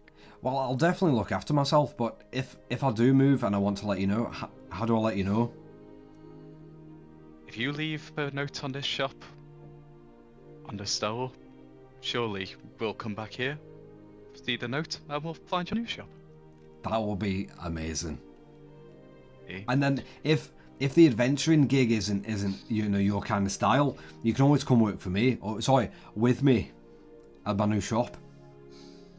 How amazing would that be? All of us friends together working side by side, and all of us creating the special, like, house special mix of drainage. And imagine it already. It would be, it sounds phenomenal. It really does. Yes. That part of looking after yourself does include not too much drainage. I will tone down the drainage. Like you said, only if people come in and they say, have you got any blood? I'll be like, too fucking right, I've got some blood. Give me a few minutes. Right, now that that's out of the way, I gotta put that. I gotta start searching for just a bottle of ink, actually, a couple bottles of ink. Okay, very very easy to find and procure. While you're doing that and you're putting everything away and looking for those bottles of ink, which take you moments before you look behind a few candlesticks and a couple candles themselves, and you move them aside. Oh, and there's a couple ink wells. Tara. Yes. What numbers did you roll? 13, Mm-hmm. 5, and 19. Okay. So, I will say, right now you have found a first level spell scroll, Okay. a third level spell scroll. 30, you say? Yep. Yeah. And you have found an 8th level spell scroll.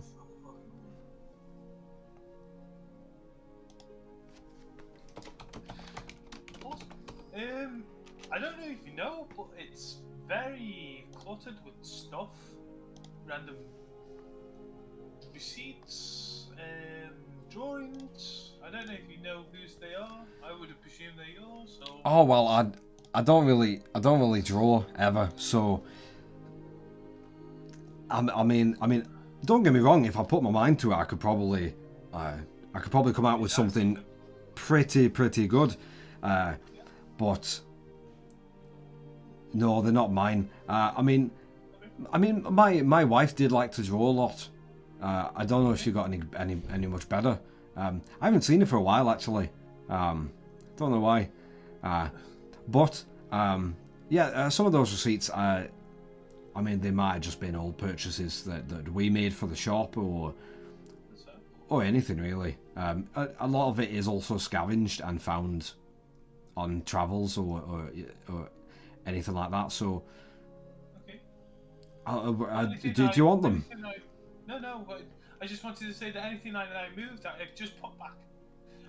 Okay, I mean, well, say that there's a lot. there was about 7 months of disorganization there, so really you don't need to worry about where things go. I mean, I've got the coin now, so I can get someone come in and clean up while I keep draining, responsibly draining. Okay. Thank you. Good. I did find these. Right. They're kind of in good nick, I'd say. How much would you say? Well, let me just have a look at them then. Of course. And you see him begin to unfurl each of them and like have a peek at them and then scroll them back up. It's just 3 bits of paper. How much could they be? Exactly. I'm thinking, and all the hard work of trying to find them. And because we're best bullets, you like us, we like you. Well, I mean, Returning customers. definitely returning customers, and I mean, I did just give you all that gold anyway. Not that I want it back. No. Well, I gave Gerald the chest of jingly stuff and all the gold and stuff that I just took some out just for innovations, and then the rest is yours to do with what you will. But this first one, well, I mean, it is a pretty fun looking one. I'm not really that good at reading the entire script, but I can definitely like get the little title of what the spell is, more or less. So right now, this is what is known as Magnify Gravity. Okay. And it's a lower level kind of spell, at least just on like this. You see these markings here, and it just like turns it around and points to like the top right and left corners. Well, these symbols all determine just like how powerful the magic is, or how. Imagine like a little chart saying how difficult something is. Yeah. And the symbols aren't too intricate, so I imagine it's probably a little bit easier to get done. So that's one alone. Before we talk about friend rates and returning customers, exactly. I would sell this kind of scroll for about 50 gold on its own. Okay. And he then picks up the second scroll, the third level scroll.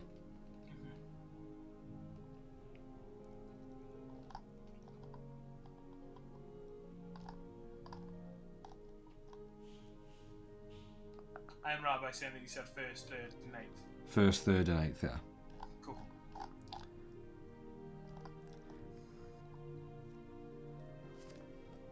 And he just like scrolls it open and looking. Oh well, this is just a wee bit harder punching. Okay. Well, now it sounds a little bit aggressive, but I wouldn't worry. Some of these spells, you know, they sound like really angry and really like I'm gonna kill you, but some of them they will just give you a nice little cuddle and safety and protection. I don't know what this thing does, but from the title, it's a conjure barrage. And it's a little bit more difficult to actually get done. But we can, you know, I could definitely imagine someone like you, or you know, pointing to Gerald, you, even maybe you, big one, be able to cast something like this. And he unfurls the last one. Yeah. Oh, shite. Okay, so that second scroll, I'd probably sell to you for about 120 gold pieces. Added on. Okay.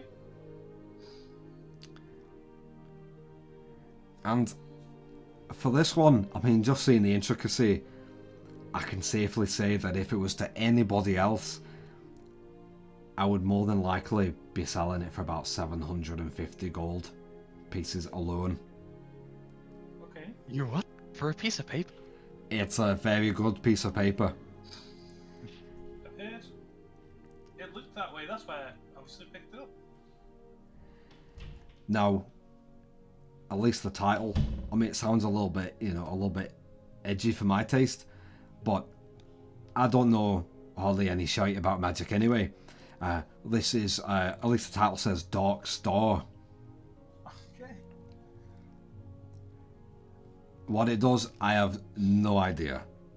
Well, how about when we use it? We let you know. If you could, that would be amazing. And then at least I can then like figure out like what. Oh well, this sounds just as cuddly or friendly as the other one did that I sold you guys. And then I can be like, oh well, I kind of know what it'll do. So then if a customer comes in and asks, well, what does it do? I'll be like, I know. speak no further. Sierra will explain. I think I should even get like a monocle or some glasses just to look smarter. I think you would look pretty good with a monocle. I think so too. So yeah, I'll definitely get that out. I'm sure there's a pair or 7 over in the back somewhere, hiding. So with the 50, the 120, and the 750, I will say, as very good friends, you can take all 3 of these scrolls away from me today for 500 gold. Ooh. No, you tempt me so. It's good to head out the door as it open up the case and actually start to try and count how much gold is in that Alright. thing. Oh, Takes a few moments. You rummage around through the gold and you do find a few platinum pieces in there as well. Oh dear. And you find roughly, just in this chest, after what Sierra took out, about 1250 gold. Yeah. Oh, yeah. Yeah, 1250 gold worth. And that's a mix of gold and platinum pieces. So, what do you say? Well, on me, I can tell you right now, I don't have that much on me. Tar. Well, if you don't... Nudge Just just one show it second. Okay. open up this case. Ooh. Wait, give me 1 second, sorry. Absolutely. How much is in there? Enough. More than enough. Like for the whole 500. Yeah. We will take it. You will. That is fantastic news. Great. Yeah. Okay, well, you know what? Honestly, this is a proud moment for me. This is the first sale I get to do with these apparently magical scrolls. So thank you for being my first. Not a problem. This is a special Hopefully it moment. won't be your last. I hope not. Here you go. There's all the 3. Fantastic. I'll take that. Can I insight if is actually being truthful about them being scrolls? Well, I've seen that they are legitimate magic scrolls. It's just. Roll an insight check if you like. I do have a question for you though, Sierra. Aye. So you wanted us to take some of the money away for the pirates possibly not to take. Pretty understandable. Aye. But now you've got it back. I've only You got want us to hold some of your money? Do you think that would be a good idea, just in case they swing by? I only heard. Obviously, I was looking at these amazing skulls that you sell. I just don't want you to suffer. That's all. Roll a persuasion check with advantage. Jesus rolled Christ. a Are you about 15. to con the man out of his own money? 15. Uh, Sierra is 16.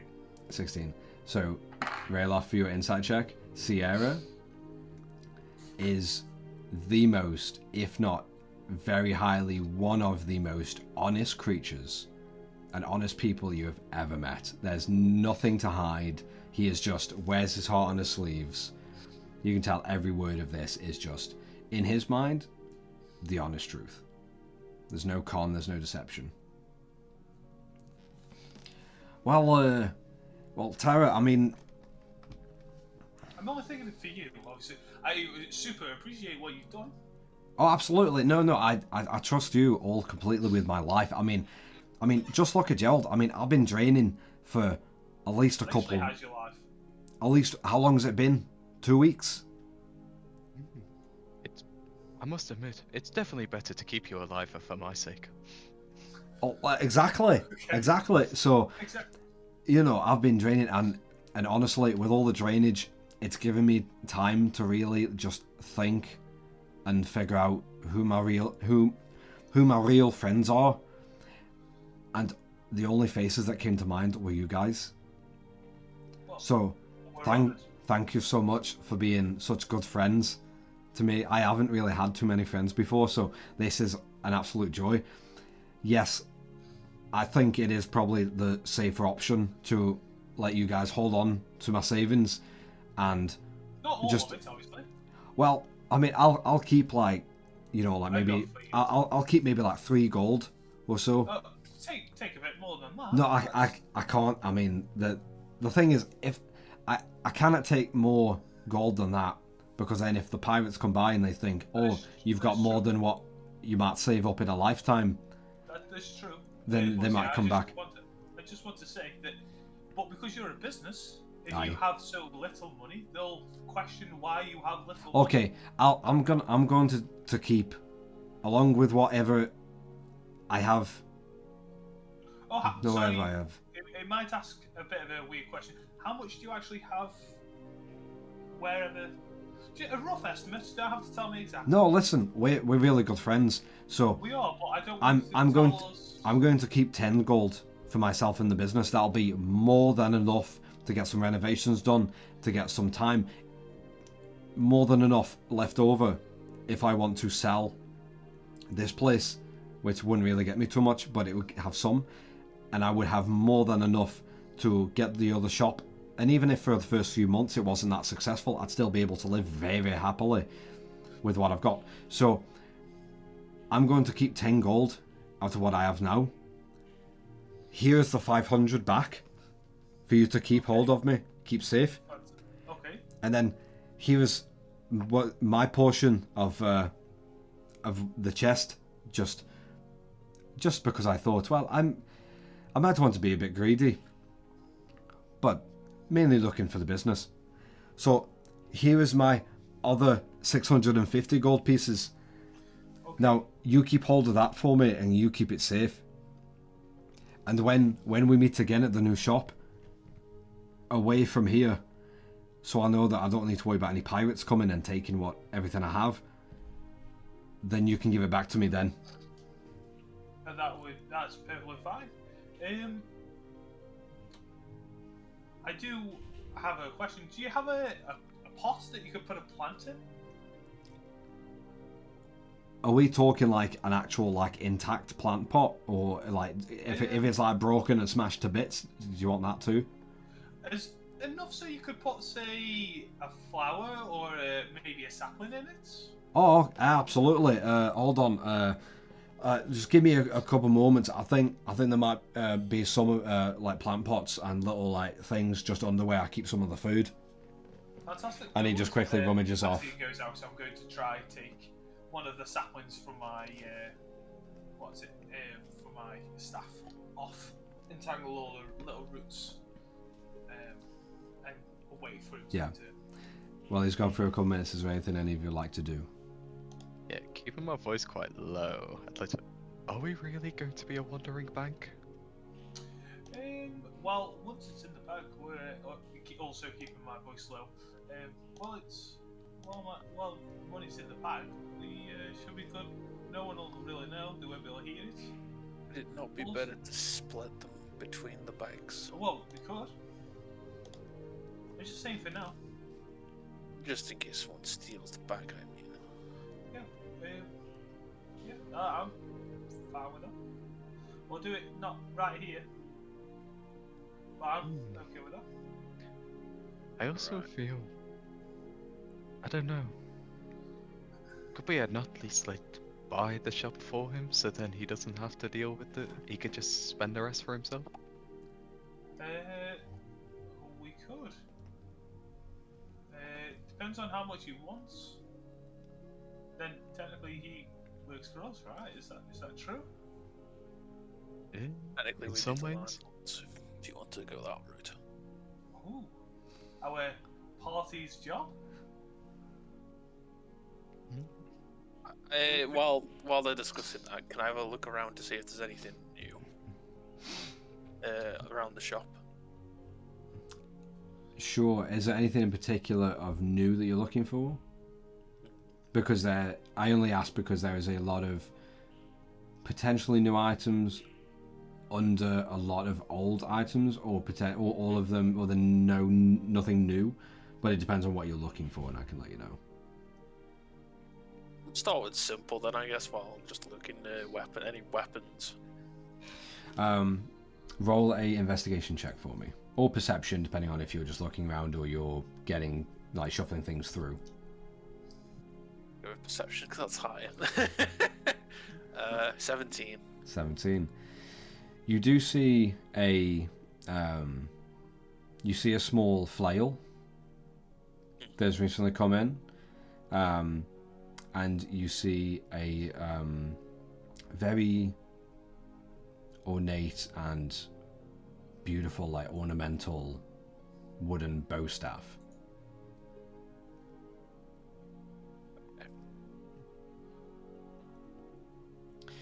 I will say as well, with the perception check as high as it was,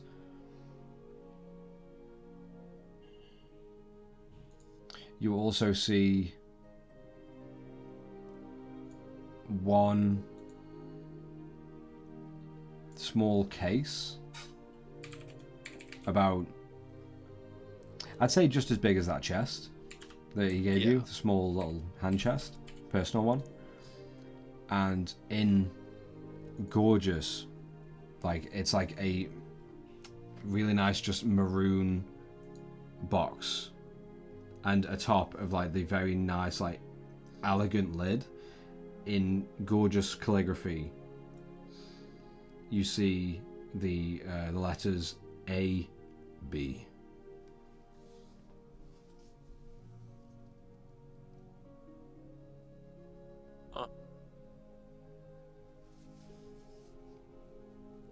Also lean back, guys. Yes. Hold him. Also point to the box. I'll pull out the neckerchief. Oh. Give it That to is Rail. the initials I thought about. Well, I saw on the thing. I'm gonna open the box. I'm gonna go over and open it. All right, you open it, and on the inside it says, kind of it's this very, you open it, it's a very nice plush white velvet on the inside, and velvet on the inside of the lid as well. And you do see through that white, you see kind of like almost smudged ink in a small little pattern.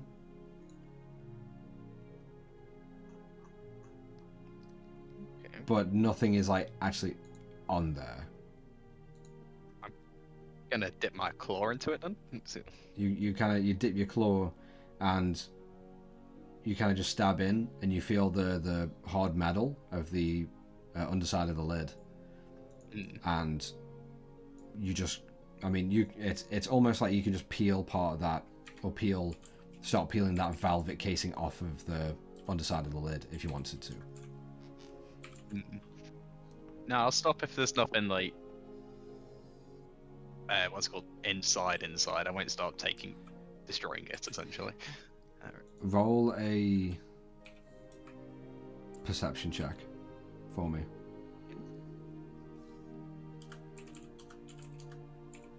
$17. 17.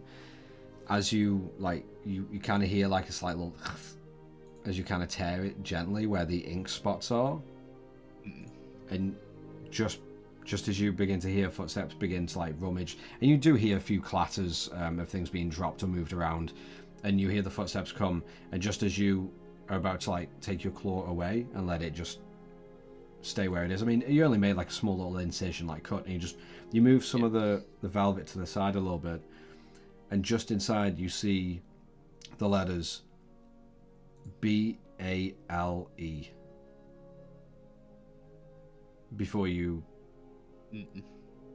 seemingly you maybe see like a start of another letter at the end before you have to take your finger out and just look at it. Now, inside the case, the actual thing presented, you see a small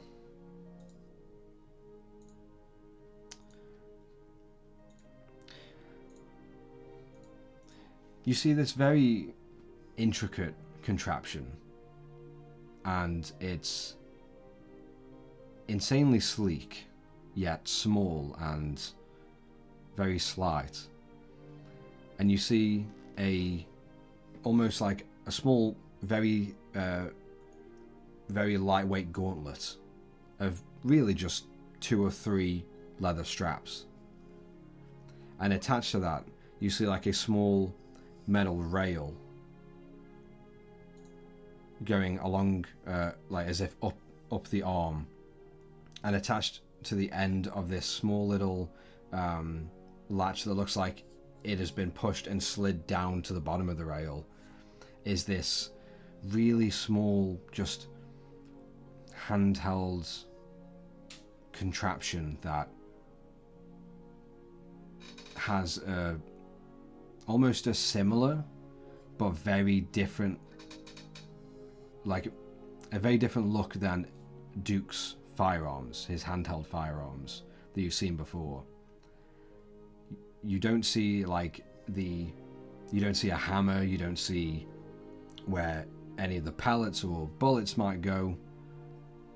It's very compact and very almost like, just looking at it, it's like a solid block of steel just formed into this kind of display toy thing. But you do look at the end and you do see the very, very small like snub barrel, or the small barrel leading into a very, very packed chamber. Yeah. Once I reach to that sort of barrel part there, I can look and go, "Hey guys, look at this. Does a small threatening circle remind you of anything?" Yeah. Are you sure you don't want to? You sure you want to touch that? Well, I'm sure I want it now. Since we have the box. Now there's this. A steady collection of AB's things might be something we could do. That is true. But certainly get more experience with. Yeah. I would say keep it.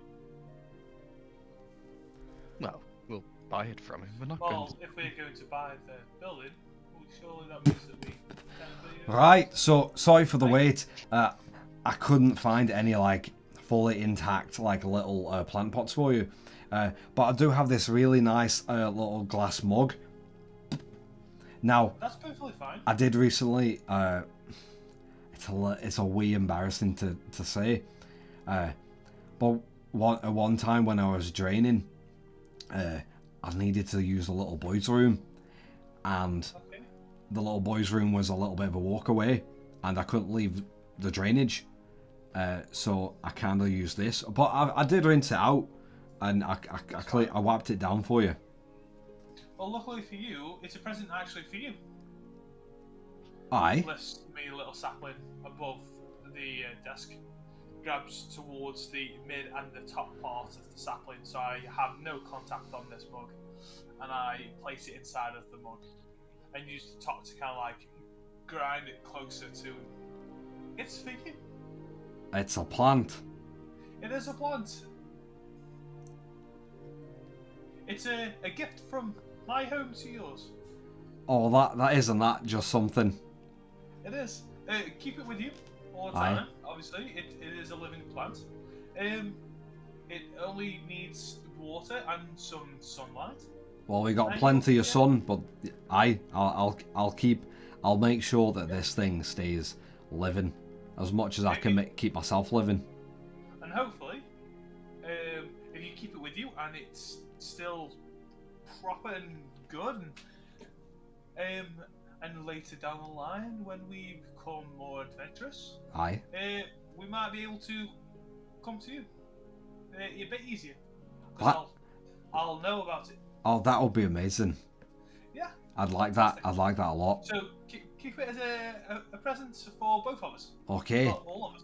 And he just like puts it to the side of the desk. Is like, and he moves all the other shit out of the way and just clattering it to the ground, just to make it completely clear in this small little section for this little mug and the sapling. It will grow and the roots will get bigger, so you will need to get maybe a pot or Right, or maybe well- even dig it when you find the place that you want I've- to go to. I was going to say, I mean, I've got some space out back, but if it doesn't grow too much by the time that I'll do leave, then I'll definitely plant it at the new place. Fantastic. Yeah. That's but if amazing. you're- Thank you so much for the gift. I don't know what to say. I really don't. It's okay. It's okay. If I'm right, we were thinking about giving you another offer. Is that true, guys? We have a few things, in fact, to say. Aye. Quick, important ones. We have this big, heavy box, and we just need you to look after it for us for a day or so. That's completely fine. What's mine is yours, and what's yours is mine. We're good friends We need anyway, you to so make sure you definitely don't sell this to anybody else. that's right. It'll go under my bed. There we go. And obviously we'll sort that out for you. I would also like to know how much for this gauntlet. Let me have a look at that. There you go. It looks kind of weird. And he just takes it out. I mean, it is. It looks like a neat little party piece. It's made by the same person who did or wanted that box, so we're honest. It's a matching set for us. Where did you get it? Oh, it was part of a shipment. It wasn't. I mean, I'll be honest with you. It wasn't on the list of things that I had ordered, or that I was informed that was heading to me. But you know, gets lost in the mail. It's mine. I like your thinking. Well, that's what my mother always used to say. So, I have seen AB before, at least 20 or so years ago. Or so, AB was mainly attached to that. Or I don't know if there was a shop or like a factory.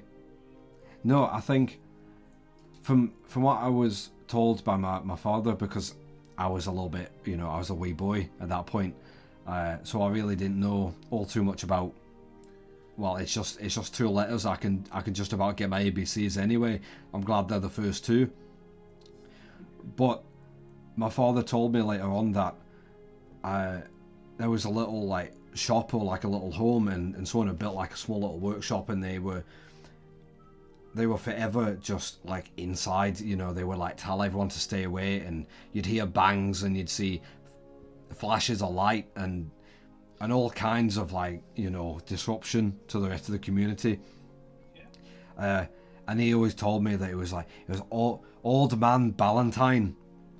And I'd never really heard that name before, and I thought, well, that doesn't sound really fitting. But then again, I mean, we all have a little bit weird names. I mean, look at me. I mean, I'm this absolute Adonis of a dwarf, and my parents thought it would be funny to call me Sierra. You know, like that's just a little bit of a cool joke. Well, it's fitting now. It wasn't fitting in school though. Well, the benefit is that you could have been like me and learned from my home, which is now A bit of my home. Exactly. So you're not alone. So don't worry. Can I give you like a slice of my home? Of course. Great. What do I give you? I know. And he just pulls out like a small little dagger. Okay. I know what to give you.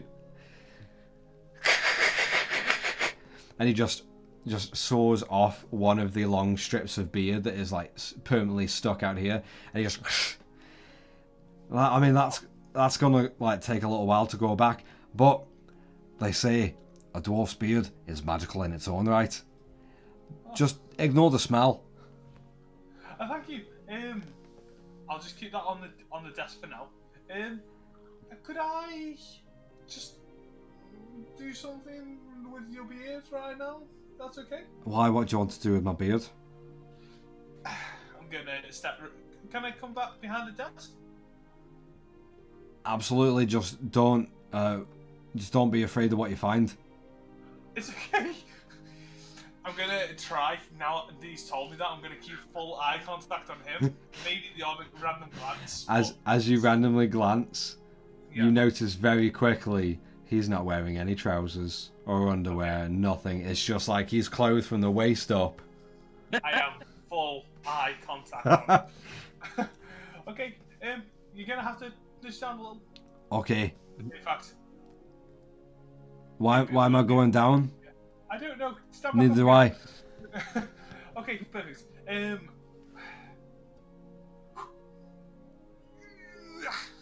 Try push some of the, because obviously it's been got that much. I'm gonna just try to push it kind of. Oh yeah, kind of like try and like force all the hair to realign.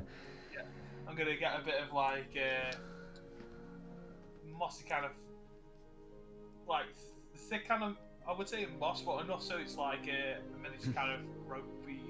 Yeah, like vine almost. Yeah. Tie it round and. What are you doing? Ah, it feels weird. You stay there for a second. Okay. Ah! I scented it for you. You did How what? you look? Oh, Oh. that's phenomenal. It is perfectly fine. I'm gonna go round to the front now and take his other half of the beard. That's amazing. I feel like, Tie that up. and you just see this. It's almost at this point now that you've kind of tied it. It looks with how dirty his beard was. It kind of looks like it's very easily becoming like one big dreadlock, but it's just really knotted and sticking like really straight. Ah, that feels cool though. It's like my head is on a stick. Yeah. That's amazing. Thank you so much. Thank you. No, thank For you. your fantastic gift. Well, yeah, good. So- What you were saying about the. Yeah. So stories of just like an old man, just constantly in his workshop and blowing half of his home up, but doing something weird. And then at one point he did go by a couple of the local stores and offer or ask if they could put one of his devices on their shelf, but it didn't really last too long. I mean, people would look at it and think, after all the noises and things I've seen coming out of your home, I'm going nowhere near this. This is dangerous. I don't even know how to work it or what it does. It's not a sword or an axe or a bow. It's just weird, and we don't know like how it operates, how to fix it, anything. It's just he almost expected that everyone was just as smart as he was to understand this, and everyone, I mean, myself included. I saw one of these things and I was like, what in the gods is that? But did you say his house was around here, or? No, I mean, this was like 15, 20 years ago. I haven't. Well, I've lived here like a lot of my life. His home originally was just up on the. Let me just make sure I get my compass right. Just on the far western side of Brenton. But it's not like really like in the town. It's just more like overlooking on like a small hill just on the western side. So he's just got his space. Aye. Yeah, fair enough. Ah, thank you. But you were looking to maybe even make a purchase on this thing. Yes, it's piqued my interest. Aye. Let's say this plus the couple of ink bottles you got, and heck, we'll even throw in a gold for looking after the chest. Say 2 gold for this. For what? For the device? For the device, looking after the box, and these couple tiny bottles of oil. I'd say altogether, let's say that's about 200 gold pieces. And he drives a hard bargain. It's a very expensive and unique item. You've got it free. How do you even know? Because it looks really fancy. Alright, 100 gold. Done. And you see him, he like kind of almost like without even touching the items, he just gestures for you to take them as he takes the gold. Yeah, I'll set that out. Tara, Yes. just for holding. Oh, fantastic! You say, brilliant. Well, at least keep 10. No, And then it looks like you've made a sale. I've already got 10 gold on me. I don't need 20. That's way too much. That is like big target on my face. Come and beat me up and take all of my money kind of money. You'll keep the 10. I'll keep the 10. So that is another 100 onto what we're holding. 1,150 gold pieces. So 1,250. That sounds like a very comfortable life for myself and many generations if I were to settle down again and pump out some babies. Go on, Joe. If you do get the ability or someone that can message a threat via magic means, do contact us and let us know where you are. I'll let you know as soon as I do. Exactly. That's good. We can't just be carrying around all this money and not know where our client is. Exactly. I mean, that'll be reckless. Indeed. I do have a question. Aye. If you were going to sell, how much would you actually sell for? I mean, this hovel alone, I mean, it would probably only get me like just the space, no items or anything, because obviously I'll take all that with me. Probably around about 80, 90 silver. Okay. So a solid hefty amount for the small space it is. Fantastic. Well, I know we were discussing while you were away. Aye. So we were thinking about, obviously, you being our friends. And, We're being very good friends. Aye. And home to home. Aye. And obviously we want the best for you. Obviously. We were thinking about possibly making a bit of an investment Aye. towards you. And possibly buying Sierra Sundry's off. I say off you. It's still being yours. But we can have that partnership that you wanted. But you would be here having the staff under you, and then you can happily discuss any businesses with us when we do visit. Right. Well, Also, you have the money to buy. I'll say in that same vein, I'll definitely need a bigger place if I have other people working for me while I'm working in a place that you own. And I assume you'd want me to pay or give you something back in return for you. Maybe because you're buying and selling, maybe we could get a bigger discount, or 50% off. Well, I mean, you could have a better discount as well. I mean, if I could also probably get, depending on when you're around, I could definitely let you know when I can if there's any special items that have come in. That would be Or, fantastic. depending on when you're here, I can give you first dibs of the new stock that's come in. If anything tickles your fancy, you get first pick of the litter. And if you think that one of us might actually like an item, feel free to keep it in. Keep it to the side. You know what we mean. I already know. Yeah. That's good. I'll kind of try copy what he's doing. Probably So, making it look in- shit. in that same vein then, what I'd like, because Sierra Sundries is a really great store and a great name. However, that was the name that my now ex-wife picked for the store. So what I'd like you to do then, if you're going to be my boss, my bosses, my landlords, whatever this is, I'd say bosses, acquaintances, but when partners in this, then what I can do is I can begin to write up a contract, so then next time you come by, we can all sign it, and then we can be whatever. Like, I don't mind if I'm working under you and you just own the building or you own like part of the business. But what I want you to do then, because I'm not really like the very creative, clever type, on your journeys, I want you to come up with a really good, catchy name for the new store. Okay. It does not need to have my name in if you don't want it to. Just whatever catchy kind of name you think, oh, well, if I came across a place and I saw that on the sign, I'd definitely grab my deck and go in. Anything that really just pulls you in. That seems like a good idea. Just take some time and think about it and then come back with the contract.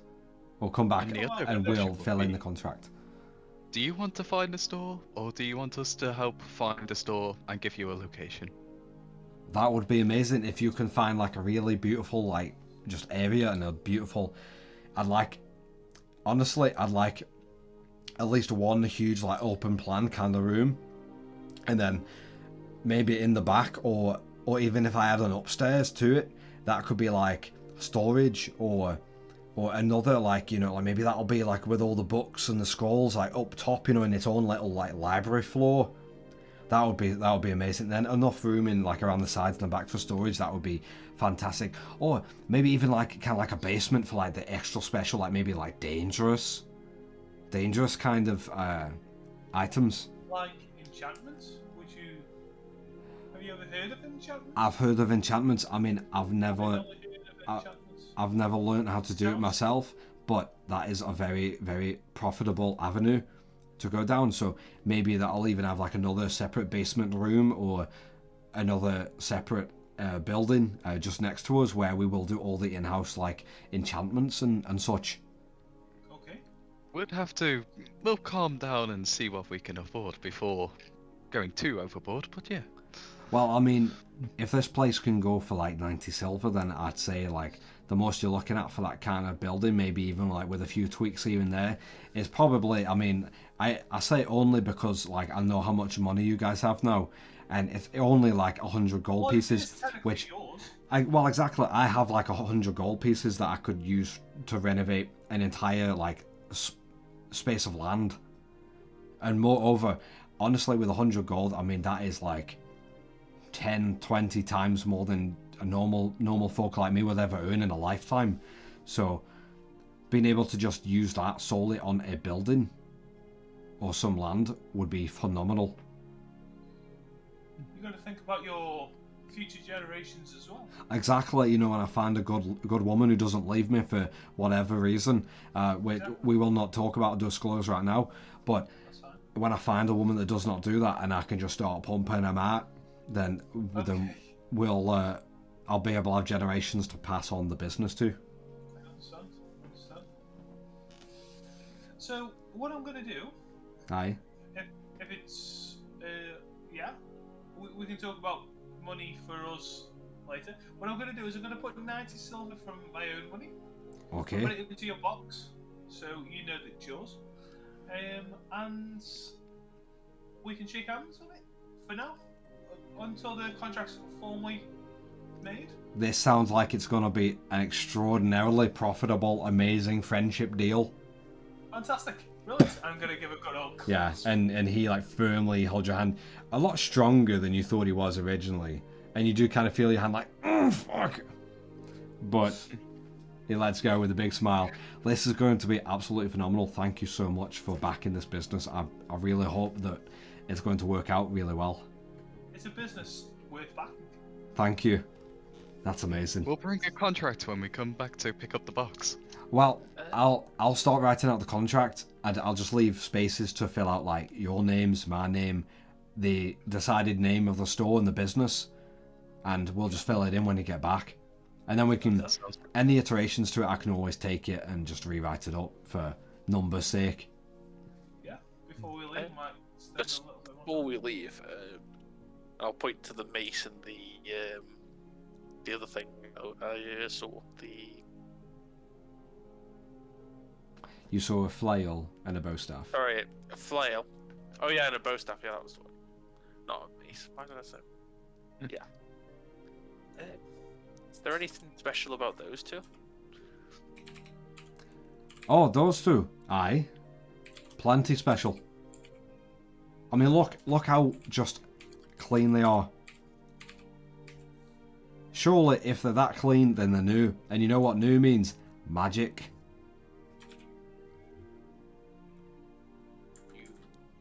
Okay. Do you know anything about what magic they might have? Absolutely not. But Right.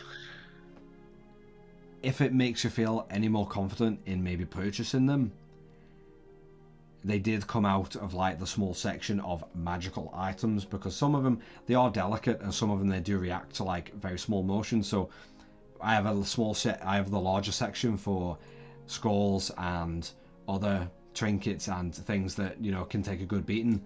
But things like that, even if it's like weapons and stuff, if it's in the more arcane based section of delivery packages, then I always make sure to be really careful with them. But they were in the stack of packages for the magically based items. Okay. And how much would you want for both of them? I'd say for both of them. I mean, they're in pristine condition, never used. I only looked at them, so I might just take down a little bit of the value. So I'd say for both of them together, I'd probably say like an even 300 gold.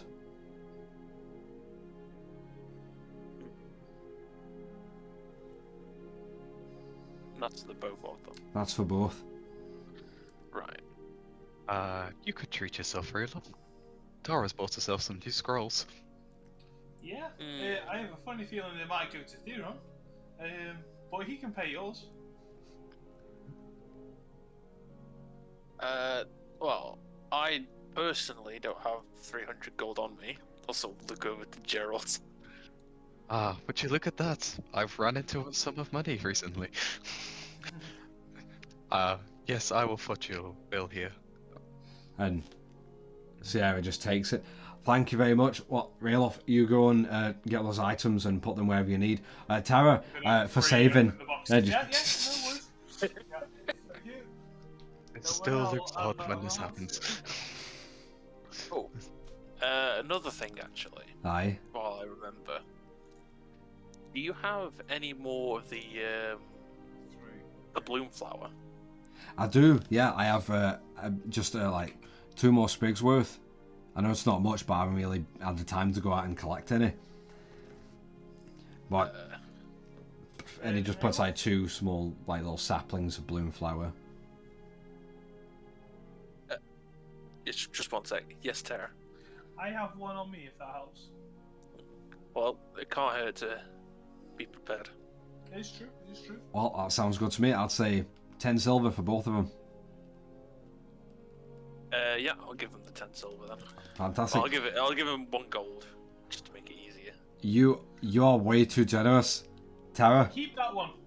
Keep that one. Okay, so I have 11 gold 11 on me. gold. Yeah, it sounds proper. Proper. Yeah, it doesn't sound fishy. It's 11. Exactly, and we have enough fish around here, and I'm not a huge fan of fish. I'll pull out 3 copper pieces. And keep this one as well. Hide all the gold in the copper. Yeah, I see what you mean. yeah. Right, now, I need to go lug this box up there, up under my bed. I'm just going to have a little rummage around just to see if I can clear out a few things and maybe even get or find some like better items or skulls. So come back to me later today or tomorrow morning and I'll see if I can find any like other good stuff now that you've invested in the business. Really, there shouldn't be too much payment between me and you, so just figure all the money out between yourselves. But remember, just think of a name. Well, A name and then money stuff. is there anything that jumps to you like you definitely want that word in? No, just anything. Just all on you. I want you to have like the creative freedom. Do you want anything with an S in? No, I don't care. Just whatever creative freedom, whatever you come up with, I want it catchy and I want it like, oh wow, I need to be in that place. Yeah, okay. Excellent. Right. Oh, actually. What does anything remind you of your ex? We can avoid this then. Well, perfume is one. Scrap that.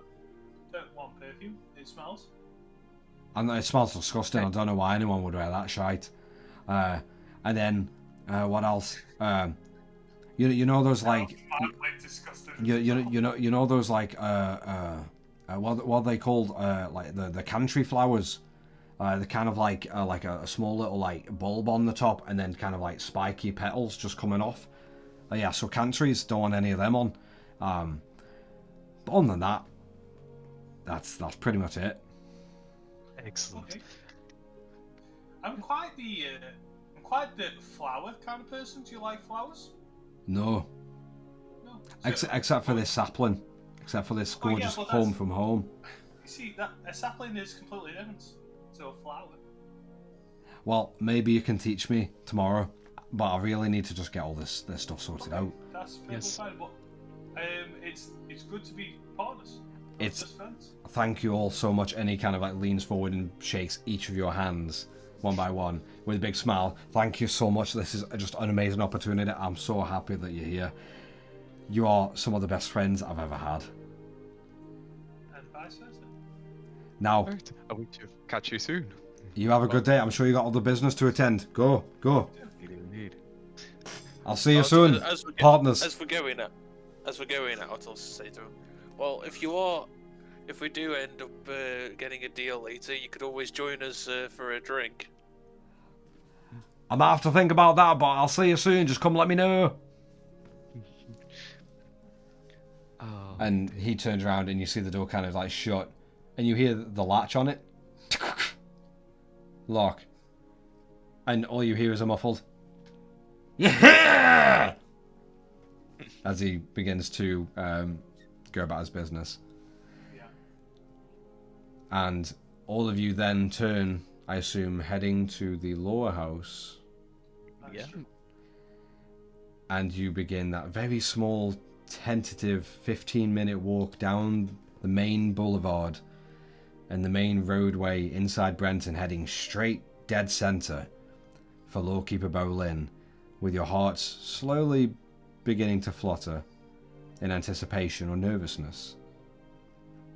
what might be said, what might come up in conversation, and any consequences for any of your allies.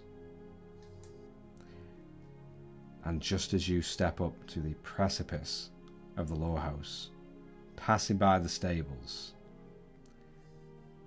and the guards look to you attentively, and one of them just leans back on the door, before both doors just and open for you. I'll let Rayloff go first. That's where we're going to end tonight's episode, and come back this time again next week to pick it up from there. Awesome. Holy shit. What a fun fucking episode.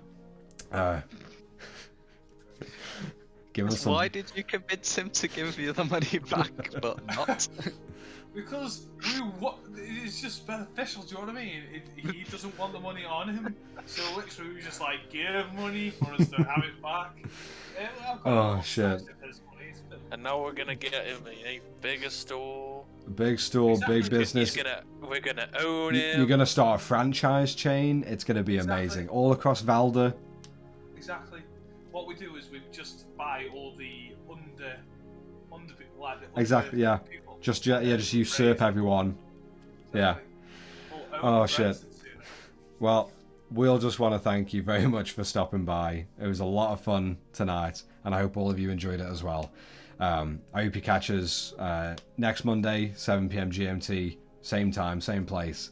But with all that said, thank you very much for watching. It was a lot of fun. We'll see you next time.